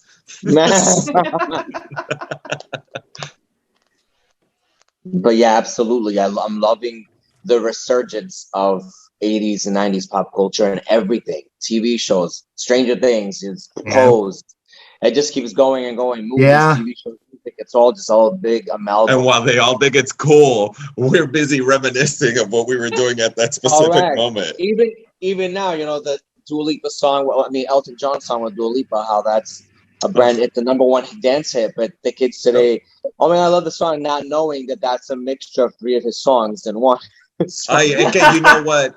I'm sorry. La Sacrifice deserved to be this big because it truly was. It was a cute top 10 hit back then, but this is now blowing up, and I'm loving this blowing up. But we're getting off topic, Jeremy. So what's the next song? Dua Lipa gets on my fucking nerves. I don't like her. How dare you? That's how. Who gets on your nerves? Dua Lipa. What? How do you not like Dua Lipa? Because every video is just like, put the camera on me. Like, just no. I'm like, you're so fucking basic looking. How dare you? Not in my presence. Listen, the pop divas I liked back in the day were like the fucking weirdos in school, and then they became famous. I feel like she'd be like the mean girl at the lunch table. No, not she's at all. Super sweet. I love her. Been a stan of hers for a good 3-4 years now. No, I lie. 5 years now. 5 years, longer than that, because she's amazing to me. She's so we were fans of her before she blew up. Before new rules. Yeah, she had already been out for years, and nobody for a couple of years, and I was like, oh, she's so good. Okay, maybe I'm wrong. Eric and Sharon, do you like Dua Lipa? I like her music. I don't own none of her CDs yet. Because, oh my God, go get Future Nostalgia, please. No, the reason why is that they trick you.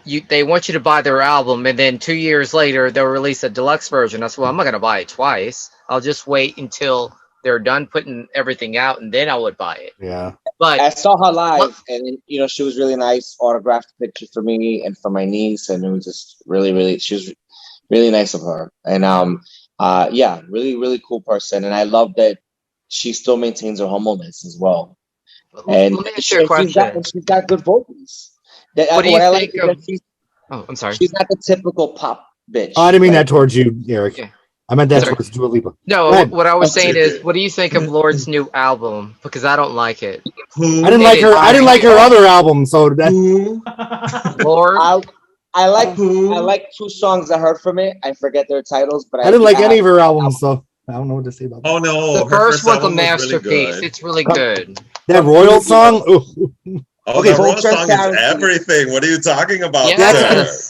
And the Full Rick Ross transparency, I haven't remix, heard the even album. better. I need some help here. Sharon, help me. Do you like Dua Lipa and Lord? So Lord is never really like been top on my list. Yeah. Me neither. No, I'm not saying that I love her, but I really connected off the first album. She's got I some lost good- her off the second one, and I didn't even care about playing this last one. Yeah, So I was like, whatever. She's got Okay. some good songs, but yeah, not my favorite. But I do want to hear her new album. I haven't heard it. Full transparency. I only heard 2 songs from it, so I gotta go back. I gotta hear it. You know what? Transparency. I don't want to hear it. Stupid. I hate you. Okay. There's only so much you can learn in one place. That's right. The more that you wait. What's the lyrics? Is that for Jump? Yeah. Yeah, Jump. I know. Okay. Yeah. I was gonna say. There's only so much you can learn. There's only so much you can learn in one place. The more that you wait, the more time that you waste. Is that what it is? Yeah, more time you I think wait. so. Yeah. Okay. The more you wait. This song kind of has a Pet Shop Boys vibe, I feel like. The Yeah. Cher voice is there. I gotta make my way. That's true. Yeah, actually, Yeah. that is the Cher voice. Um, But I'm afraid to stay. this was never one of my favorite songs, but I still love it. Like, it's not my favorite, but I think it's amazing, if that makes sense. It's very groovy. Yeah. It is very Pet Shop Boys. Absolutely. I love it. I love it a lot. And Super the love previous song I forgot to mention, gives me Depeche Mode vibes too. 100%. Forbidden Love. Wait, was it Forbidden Love? What's the one that? Yeah, no. Wait, yeah. Let It Will Be. Let It Will Be. I think it is. Yeah. Yeah, we're definitely getting into some darker electro in the second half of the album, which Yeah. I Which was is good. totally there for it. I love moody dance songs. Yes, I this album's love- moody as fuck. And Yeah. I love that kind. I like I love anything that's very moody, because for me, when I'm listening to it, I just want to get lost. I just want to lose myself in the music. And for me, when you're showing that type of emotion, it resonates with me. Now, I will admit, I had a group of friends I was hanging out with. Like, I loved them, but I always felt like they were judging me. And when this album came out, like, I feel like they really looked down on me that I had settled in Tampa and didn't plan to leave there. And I'm still here. Like, I'm happy with my life here.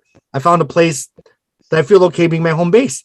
It's like, oh, so there's only so much to learn from one place. So they like throw the song in my face. I'm like, I travel a lot. That's where I get mine from. So It's my last favorite song on the album besides Isak. This is where the album basically ends for me. I'm like, this is an 8-track album, and it just stops for me. Sorry. I'm like, but it is one of my favorite albums of Madonna. You don't like Pushy or like it a lot? I don't like none of them. No, Push. I'm sorry. No. Nope, none of them. Just Isak. After this one, it's Isak is the only one I like, and the ethnic vibes and all that, of course.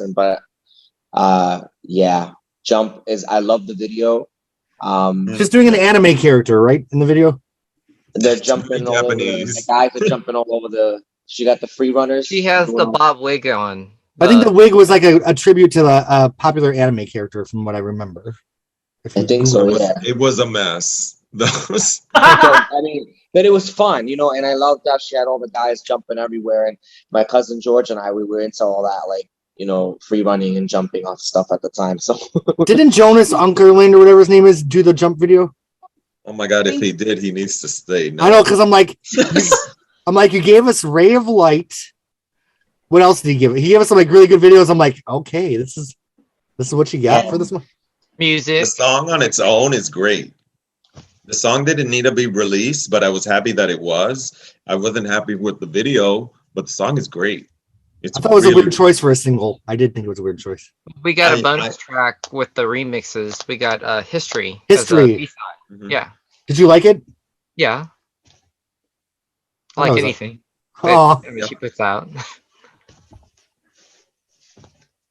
all right. I don't really have tons to say about Jump. Does anyone else have any thoughts on this song? Yeah, if I may. Absolutely. Of course you can. Please always do. You may always and always do. This song is incredibly important to me. So this song has kind of like a pantheon place in my life because of the message of it. And it's like one of those things where it's like I could be mad at her for things that she's done in various points, but like she gave me this song and like I'll never hate her because she gave me this song. Because in some of the worst moments of my life, I had this song. And so everyone's hating on this stupid video. With everyone's apologies, or with my apologies, I was in a really, really bad period of time in my life. And I was in business school, and I had flown to Shanghai, and I'm terrified of flying. And like I'm an awful flyer. I was in a really, really awful, terrible time in my life, and I was in business school, and I was trying to change careers and going through other interpersonal things, which I'll just leave, kind of in the, to your imagination. But I had to fly from Shanghai to Tokyo, and it was in a storm, and it was an awful flight. And there were these guys that were trying to go into the laboratory while we were on the runway, like we're waiting to taxi. So it was like, I was actually really scared because like, who gets up and like tries to go to the bathroom while you're like taxiing basically. Mm-hmm. So like, and then there was like a storm, and like, and then there were all these other things happening in my life. But anyway, long story short, so I landed in Tokyo, and I was just like, thank God I'm alive. Okay. And I was going through all these other things. And so got to my hotel in Tokyo. The next morning I went for a run, and this was the song I listened to. Oh.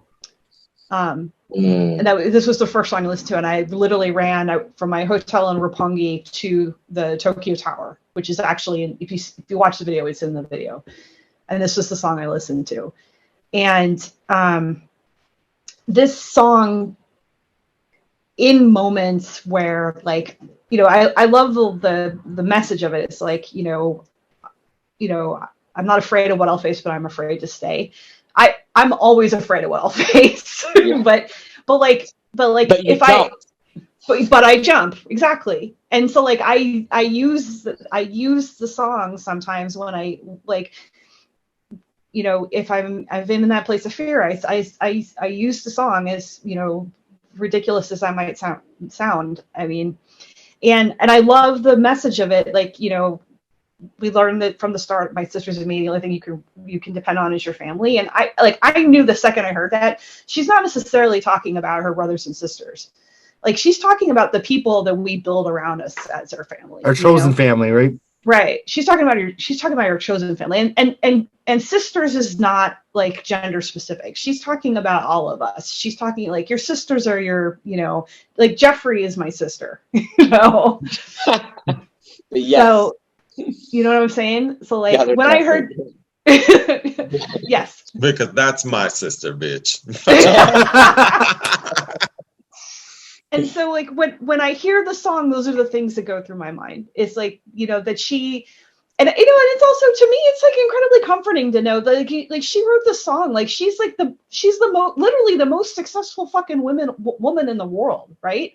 And she had to write a song to psych herself up to jump. Right. Yeah. So that's, I don't know, that's meaningful to me. And it's meaningful to me. you know, it's meaningful to me that she wrote that song, and it's meaningful to me because it's helped me at times in my life when I've had to jump. And I've always appreciated that message. It's like, you know, you build your family, you know, to support you when you have to make those, you know, when you have to face those moments. So I don't know. The song is incredibly, incredibly meaningful to me. I like the way that you said that, because that can relate to a lot of gay people, because a lot of people are not, if you're gay, your family doesn't accept you. You have to, you know, make new friends and make a new family. So yeah, it's really relatable how you said that. Yeah, and absolutely. Like you build your family, and if your real family doesn't accept you, you build your family because there are people that love you. Yeah, absolutely. Yeah. That's very well the way you put it. It's powerful. Yes. It's powerful to you, and I can relate to that. Yeah, and you, like you said, Eric, as well. Like it can go in that way. Like, you know, are you ready to jump? Are you ready to take that chance? Are you gonna open that door? Are you gonna come out the closet? Are you gonna face your fears and go for it? Whatever it may be, you know, that's a good way that you guys put that together. I feel like only Madonna can do it the way that Madonna could do it at her best. Really, like, yeah. I think of all the other divas that I love. Like, I love my Mariah. I even love my Janet. But there's something about the way Madonna did it that's just, it was just perfect. So thank you for sharing that story. That was so beautiful. By the way, have you started a Janet review? No, but I plan to. Oh, that will start after Madonna, right? Okay, we just decided. We got to do Janet. Control. Are we gonna start with Control or with her self-titled though? It's self-titled. Oh. Self-titled. Yeah. That's gonna be like a 30-minute discussion.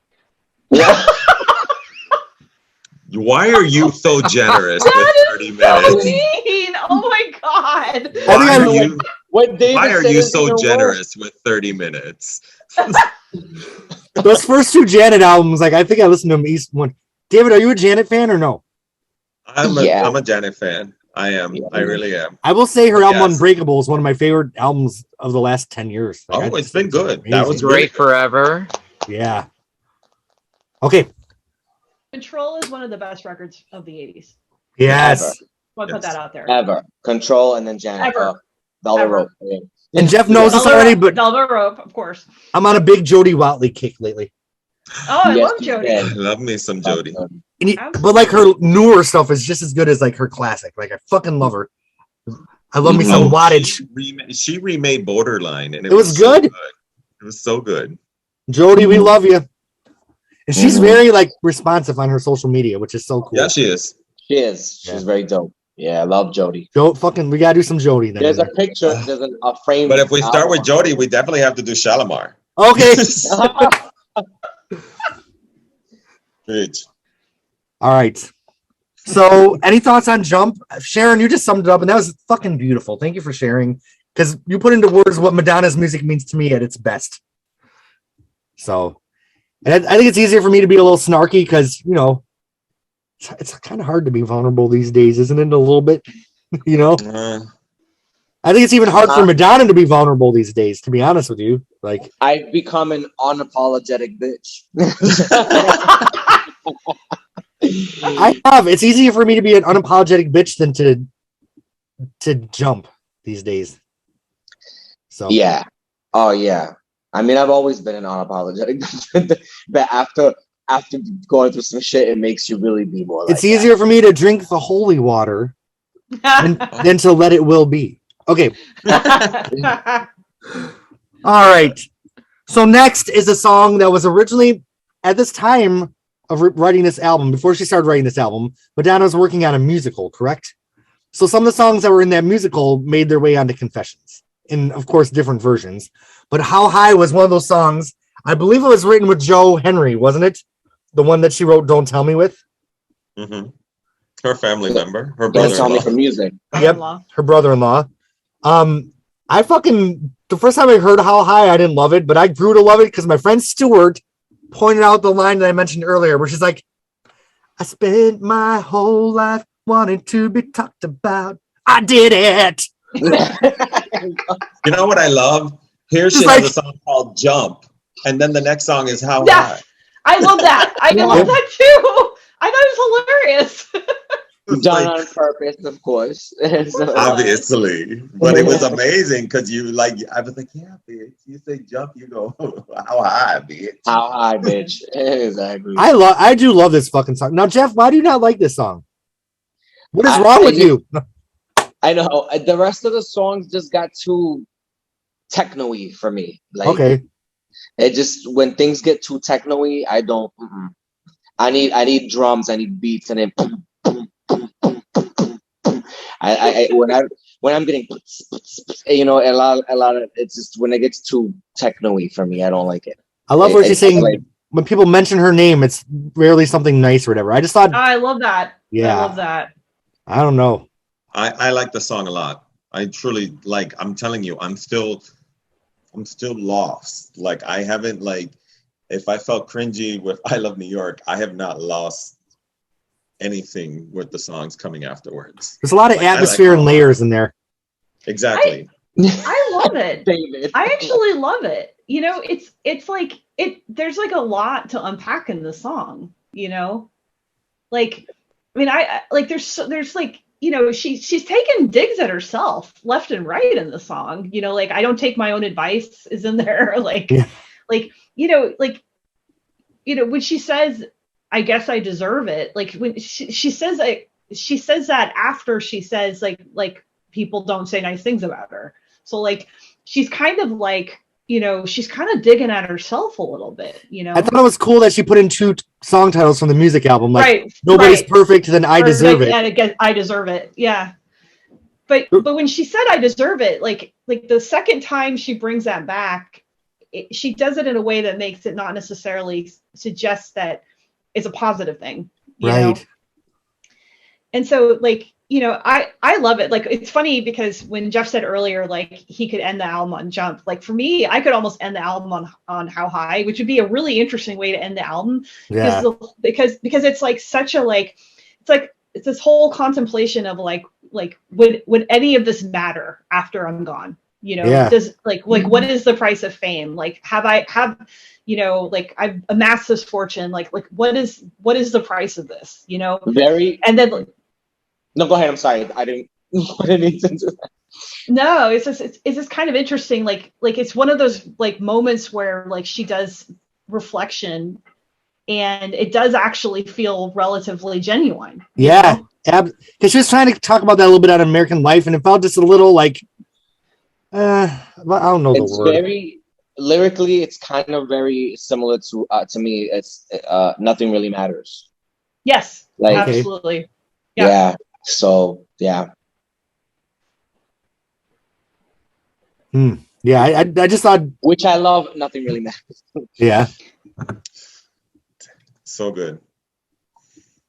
So, you know, as we go to the second half of this album, there's just so much depth in these songs and so much vulnerability. Like, I don't know if we've ever seen her vulnerable in such a full set of songs. I mean, I think there's moments of it. The first thing that comes to mind is Joan of Arc from Ray of Light. Or not Ray of Light, Rebel Heart. Rebel Heart, yeah. I thought that was a genuine like for me, I was, how much vulnerability does she have left? Yeah, right. At because this point, she's going into 40 years. You can't ask for somebody who has that type of a career to. I think she's guarded as fuck now. No, and like she's done. Like she's already opened herself up. Yeah. So much. She's done what all more that. do you want from her? Done Like, yeah. It's like a We're been good. there, done that. Like, I don't know though. I feel like there are some artists that can age and keep sharing their journey of how they view the world as they age. And I feel like in a way through Madonna's art, it's become more of, I think I'm a little that's how I feel with Madam X. So, like, yeah. Instead of telling us how the world makes her feel, I feel like she's telling us how we should think. But we already think that. But we already think that way, so she doesn't have to tell us that. Like, no, we're already there. Like, you don't have to teach us because we already know this. But for people who need to hear it, you know, we all heard that through her in different stages in our life. Yeah. So someone might hear that now through Madam X or something that we heard, something we felt on this album or prior albums. They're gonna feel it now. You know what I mean? So you think there's people out there that Madam X changed their life because that's the first Madonna album they ever heard? I'm sure. You think so? Yes. I'm sure. Yes. Absolutely. And I'm I sure. know of some people who just the Madam X is the Bible to them. So it's like Yeah.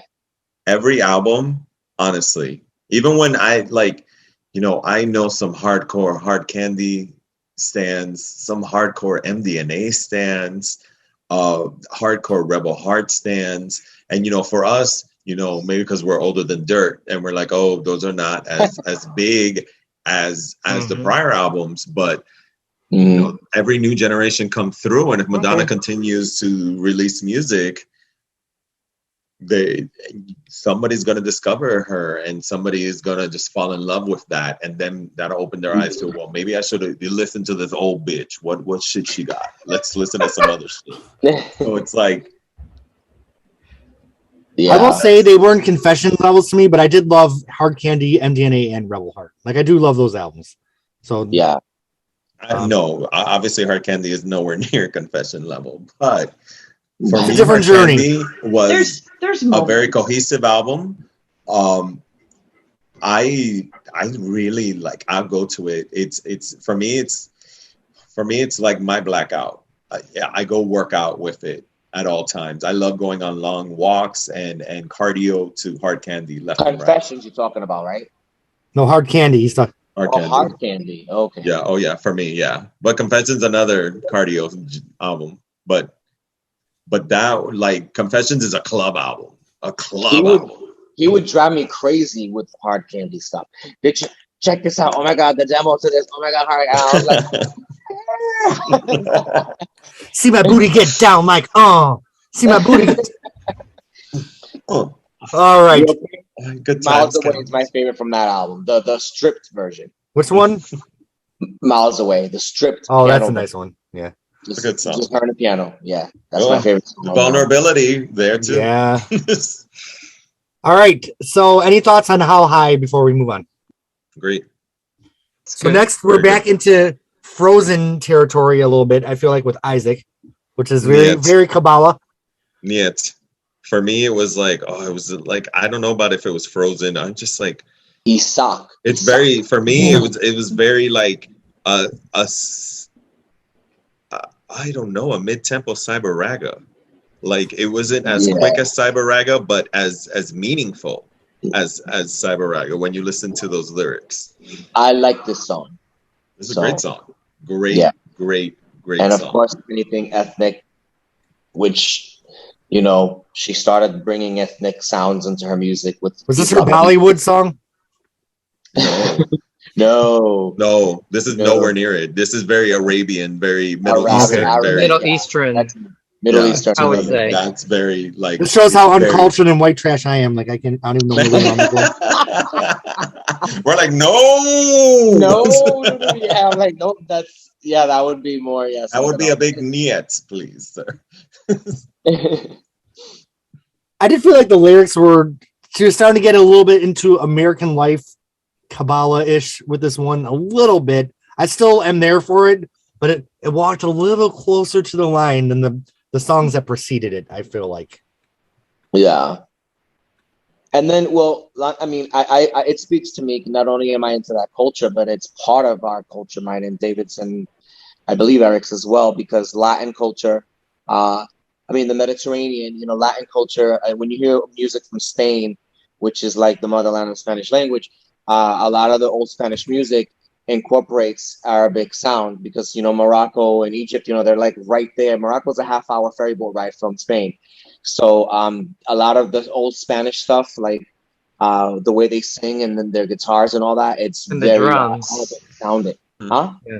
And the drums. And the drums, like Gypsy Kings and stuff, which is a very famous Spanish band. Their music is very, very Arabic inspired, but it's actually Spanish, but it's blended because those cultures are blended. They're like right there next to each other across the pond for so many years. So, and that's part of our culture, and the Latin music that's prominent. Those sounds and that vibe is prominent in our music. So, and stuff our parents, we grew up listening to through our parents. So it speaks to us probably a little differently. I do love the drums are like that's pretty cool. Yeah. And I will admit, when I'm driving in my car, I sing along to Isaac or however I sing along to his part in my car. I don't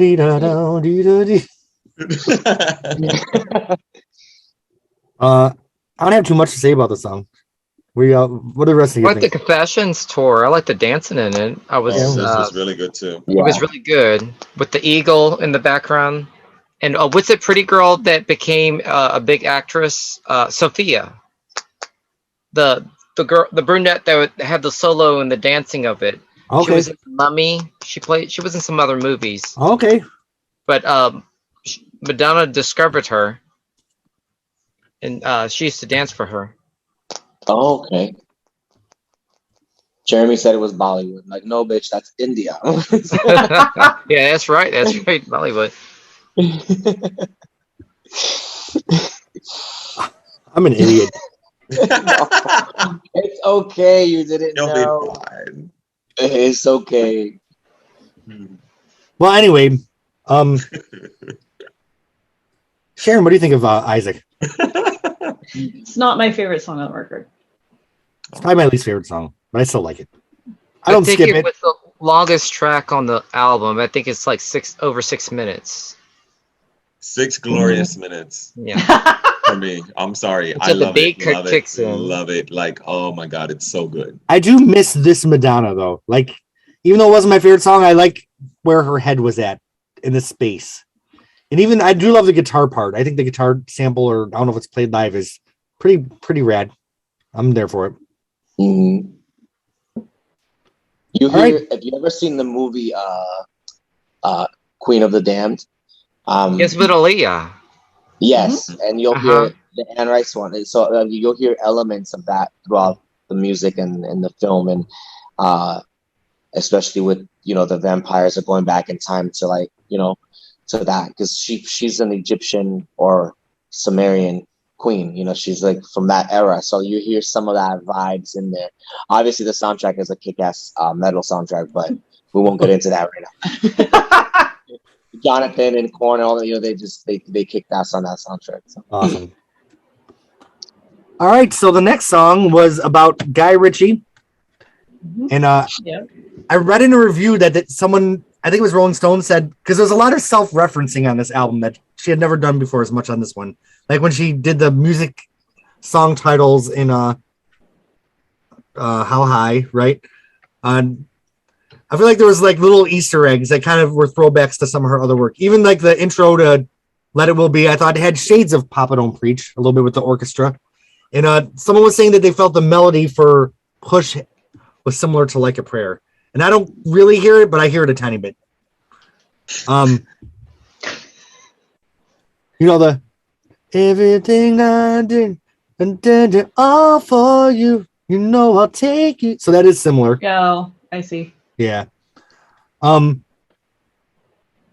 This is another one. It's not on the level of like Future Lovers or Forbidden Love. But you like this? So do you like this? What do you think of Push? I love Push. Okay.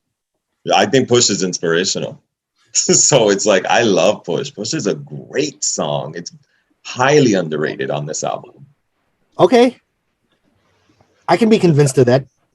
It's great. It's like, you push me. You push. That whole section was like engraved in my brain for a long time. I think I could never relate to the song because it's like my verse would be like, you push me away. Right. You push me aside. So that's my problem. I was just like, bitch, leave. Oh my God.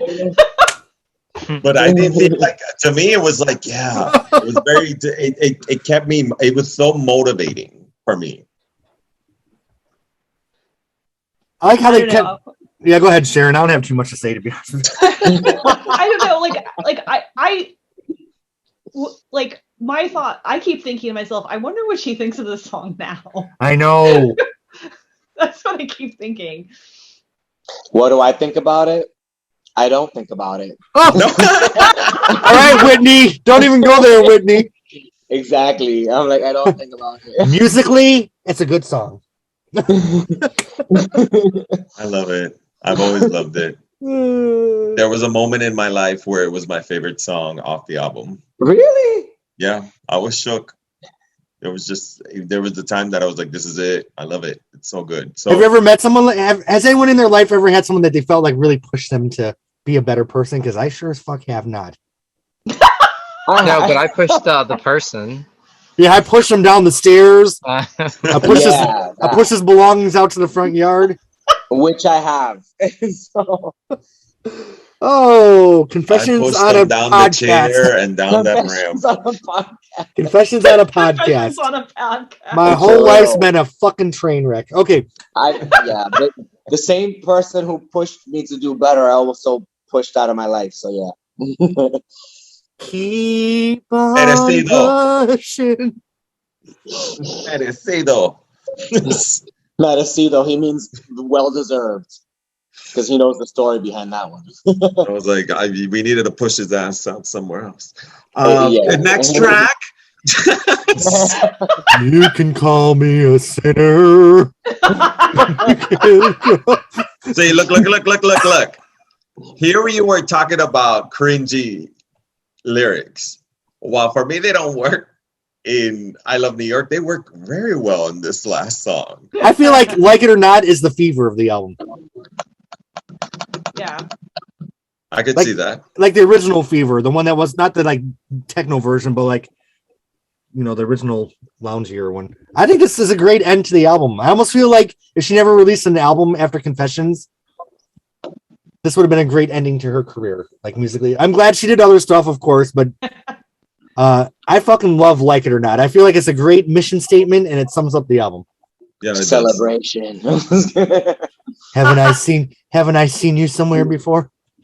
I mean, it's a good like mission. I think you're right. It's a good mission statement for her. I mean, I think it's like, it's a good encapsulation of her, of who she is. And I think it's a good, like, if you think of the album as to the point of the title, Confessions on a Dance Floor, she ends it with a confession of, this is who I am.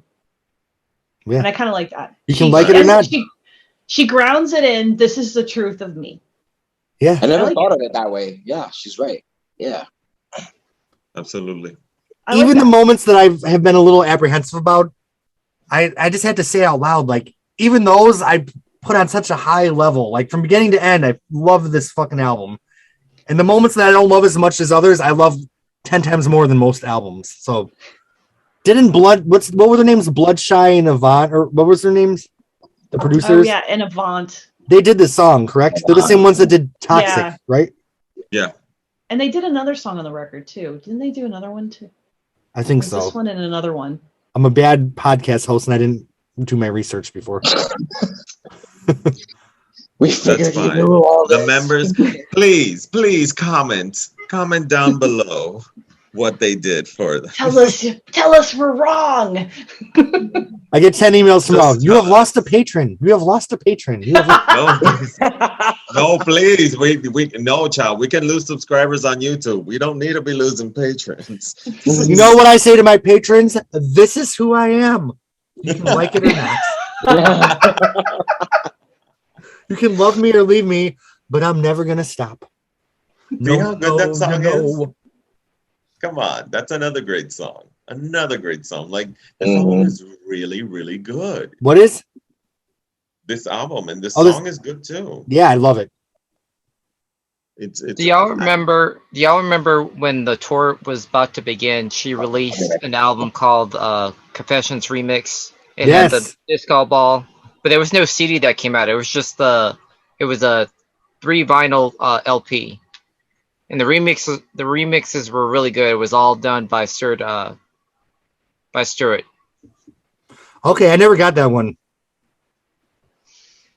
You can still buy it on eBay. I mean, get it used, but it was really cool because it had the disco ball graphic on the front of it. Okay, Yeah, cool. the whole era is just like perfect. This is like such a great era. And like poor Madonna having to follow this up. Like she struck gold with this. Yeah. Between Reinvention and Confessions, those are my 2 favorite tours. None Okay. can beat that. Yeah, because I don't know. Any thoughts on Like It or Not before we move on to Fighting Spirit, the bonus track? I like Fighting Spirit because to me it gave me that Blondie Rapture vibes with those chimes in there. And I liked it. Her vocals were on point. I mean, everything on the album, but on the song that you just said also. Yeah, I feel like her vocals were perfect on this album because on Hard Candy, the producers put the songs in keys that were so high in her range that she just sounded shrill on a bunch of the songs, I feel like. But this really fit comfortably in her range, and it's just like a great performance. David, do you disagree with Hard Candy, the shrillness of some of the only one that the light shines on? I can't with y'all. Leave it alone. No, yeah, I agree with you, but it's I bypass those areas for other stuff, other highs on that album. Are we gonna discuss what? The tour? Because we should discuss the tour. Yeah, let's do a little bit about this tour. This was the last tour that I went in blind from her. Not Okay. the fuck. I need to know what songs are on there. I'm still paying for it, but I still want to be like, but this was the last one, and like I was so blown away. Oh my god. Okay. I listen to this live album a lot. The album wins a Grammy for Best Dance Album. Mm-hmm. The video to the tour wins a Grammy for Best Long Form Video. Let me tell you, when I experienced it, I saw it live in Miami. I loved it. But when I played the DVD version of it, oh my God, it was amazing. It was like she took me right back to that moment. This is hands down her best tour this century. Yeah. And do you remember during music she did the 70s group Disco Inferno? Yeah. With the skaters. Mm-hmm. That was like really cool to see live. Music Inferno. It was Music Inferno. Yeah. It was music meshed in with Disco Inferno by the Tramps. Yeah. Sharon, have you seen this tour? Mm-mm. Oh, Nope. I think you'd really enjoy it. You can see it on YouTube for free. I mean, it's true art. I feel like it's a great extension of the album. And her tour videos got very bad with the editing. Like, they're impossible to watch now because she does so many overdubs and fast cuts. And this is one of the last ones where... You're like, No, Yeah. Let me tell you. I don't find any faults with the editing. I'm horrible. I'm a horrible stan. But this literally was a work of art. Yeah. The DVD was a work of fucking art. Like, I was like, bitch, hold on, this bitch can win the Grammy for this. And she did. Like, This was really well done. And it was just like I tell you, you thrill me. One of the top moments, one of the top moments of her whole career. So it was shocking. I do have to tell Sharon, we knew Erotica, but Erotica was originally a song called You Thrill Me. And she dropped the chorus, and then she brings back this demo that was never released into the tour. And I almost fucking died. Oh, it was so you're giving, and let me tell you, it was first of all the whole hip thrusting and the and the sexy man, and it was just and the music that she used to sing, because it was a new beat, and it's like, oh my God, it was so glorious. Yeah. So I was going to tell a funny story about the Live to Tell cross. A couple of years ago, I went to this crazy, it's like a retreat center in the Bay Area where you pay a ridiculous amount of money and they make you take, well, they don't make you, but you take these classes that are supposed to help you attain a higher level of consciousness or whatever. Okay. So I took this class where you're supposed to cut up pictures and make collages, and it's supposed to help you get in touch with your unconscious or something. Anyway, so they put all of these pictures out for you to they had pre-cut pictures, and you're supposed to use it to make your collage. And one of the pre-cut pictures was Madonna on that cross. And I was like, you gotta be fucking kidding me. So I made my collage based on Madonna on the Live to Tell cross, and I called it the Immaterial Girl. Hell yeah. All right, we're going to pause one more time. taking her power back from that horn. Hell yeah, so she did. We just watched a couple clips from the Confessions tour, and we're just all blown away how no one equals Madonna at the. Oh, I almost want to start crying. Like at the top of her game, she's the fucking best. Like no one is that good. But you also forgot she did Lucky Star also. Oh, Lucky a very Star was good. version of it. Yep. A very good version. And she mixed it into Hung Up. Yeah.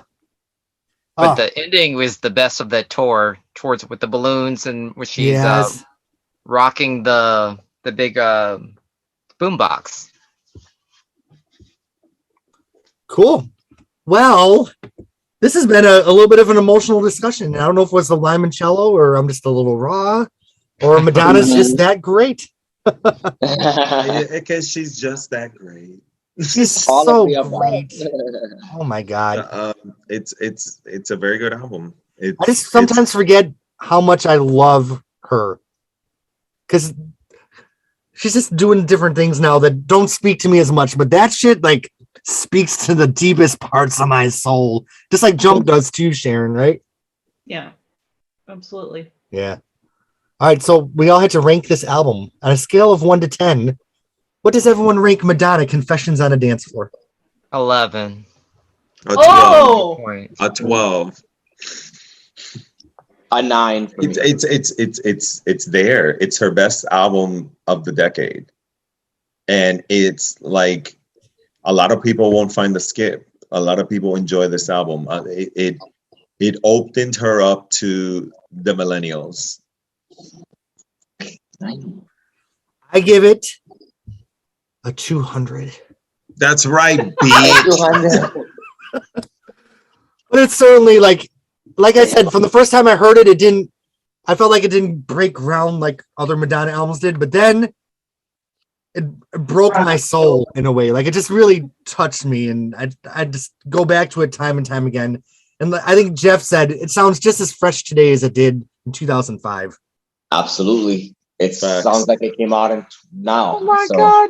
You're so very cute dog. Yeah, it's my best friend's dog. This is Luli. I love Luli. And your guys' friend... She turns 18 next month. Oh. Yeah. Old Confessions.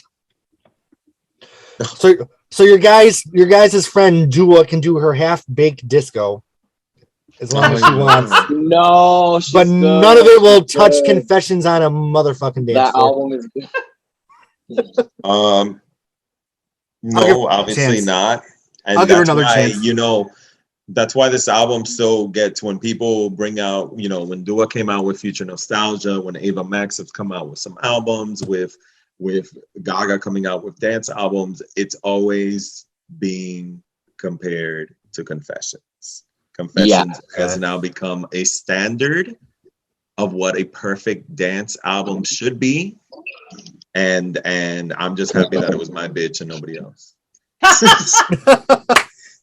And just for people out there, like I'll give Dua Lipa a chance. Is that how you say her name? Dua Lipa, yeah. Dua Lipa. Dua Peep. How did you say Isaac for that song, Jeff? The way it's you say it. Isaac. That's how Madonna says it. Oh, okay. Isaac. Oh, I thought it was Isaac. Okay. Well, Isaac is in English, that's how we would say Isaac. Okay. But in Arabic and in Spanish, it's Isaac. So the same thing with David. We say David, but the real proper way to say David is David. So yes. I heard my mom say the name before, but just like we say water in British, they say wata. So it sounds different. And take notes, bitches, because the right way to say my name is Jeremy. Jeremy Gloff. All right. We can pause and chat for a couple seconds, but to my Patreon subscribers, thank you for giving me your money. It holds me accountable and makes me have to come do podcasts, which I love. And when I get that direct deposit and I can spend it on music to do future podcasts, it's the best thing ever. And music videos and my new album, which is on iTunes and Spotify. Burn it up, turn it up, go listen to it. And to my YouTube subscribers, don't unsubscribe after this shit show of a podcast. Please don't, please. No, I honestly enjoyed this conversation as much as I enjoyed You're gonna love it. You come on, subscribers. Yeah, please comment down below how much you love this. Please. Yeah.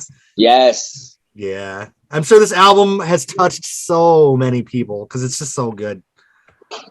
All right, we will see you next month when our sugar gets raw, when we learn some Spanish, and when the beat goes on, and when you're feeling the Cracks heartbeat. in the marriage. Yeah. Cracks in the marriage. Yeah. Miles away. But, yeah, when we would get yeah. cracks in the marriage, when we're like, hold on 1 second. Not only miles away, she's not me. Yeah. Oh, yeah. That's That's definitely one. happened. Yeah, I'm gonna Yeah. tell the story next month. But there's this guy that I was like in love with, and he totally rejected me. And the guy he was dating was like very unattractive. So I edited down a video of "She's Not Me" and said nobody does. What did she say?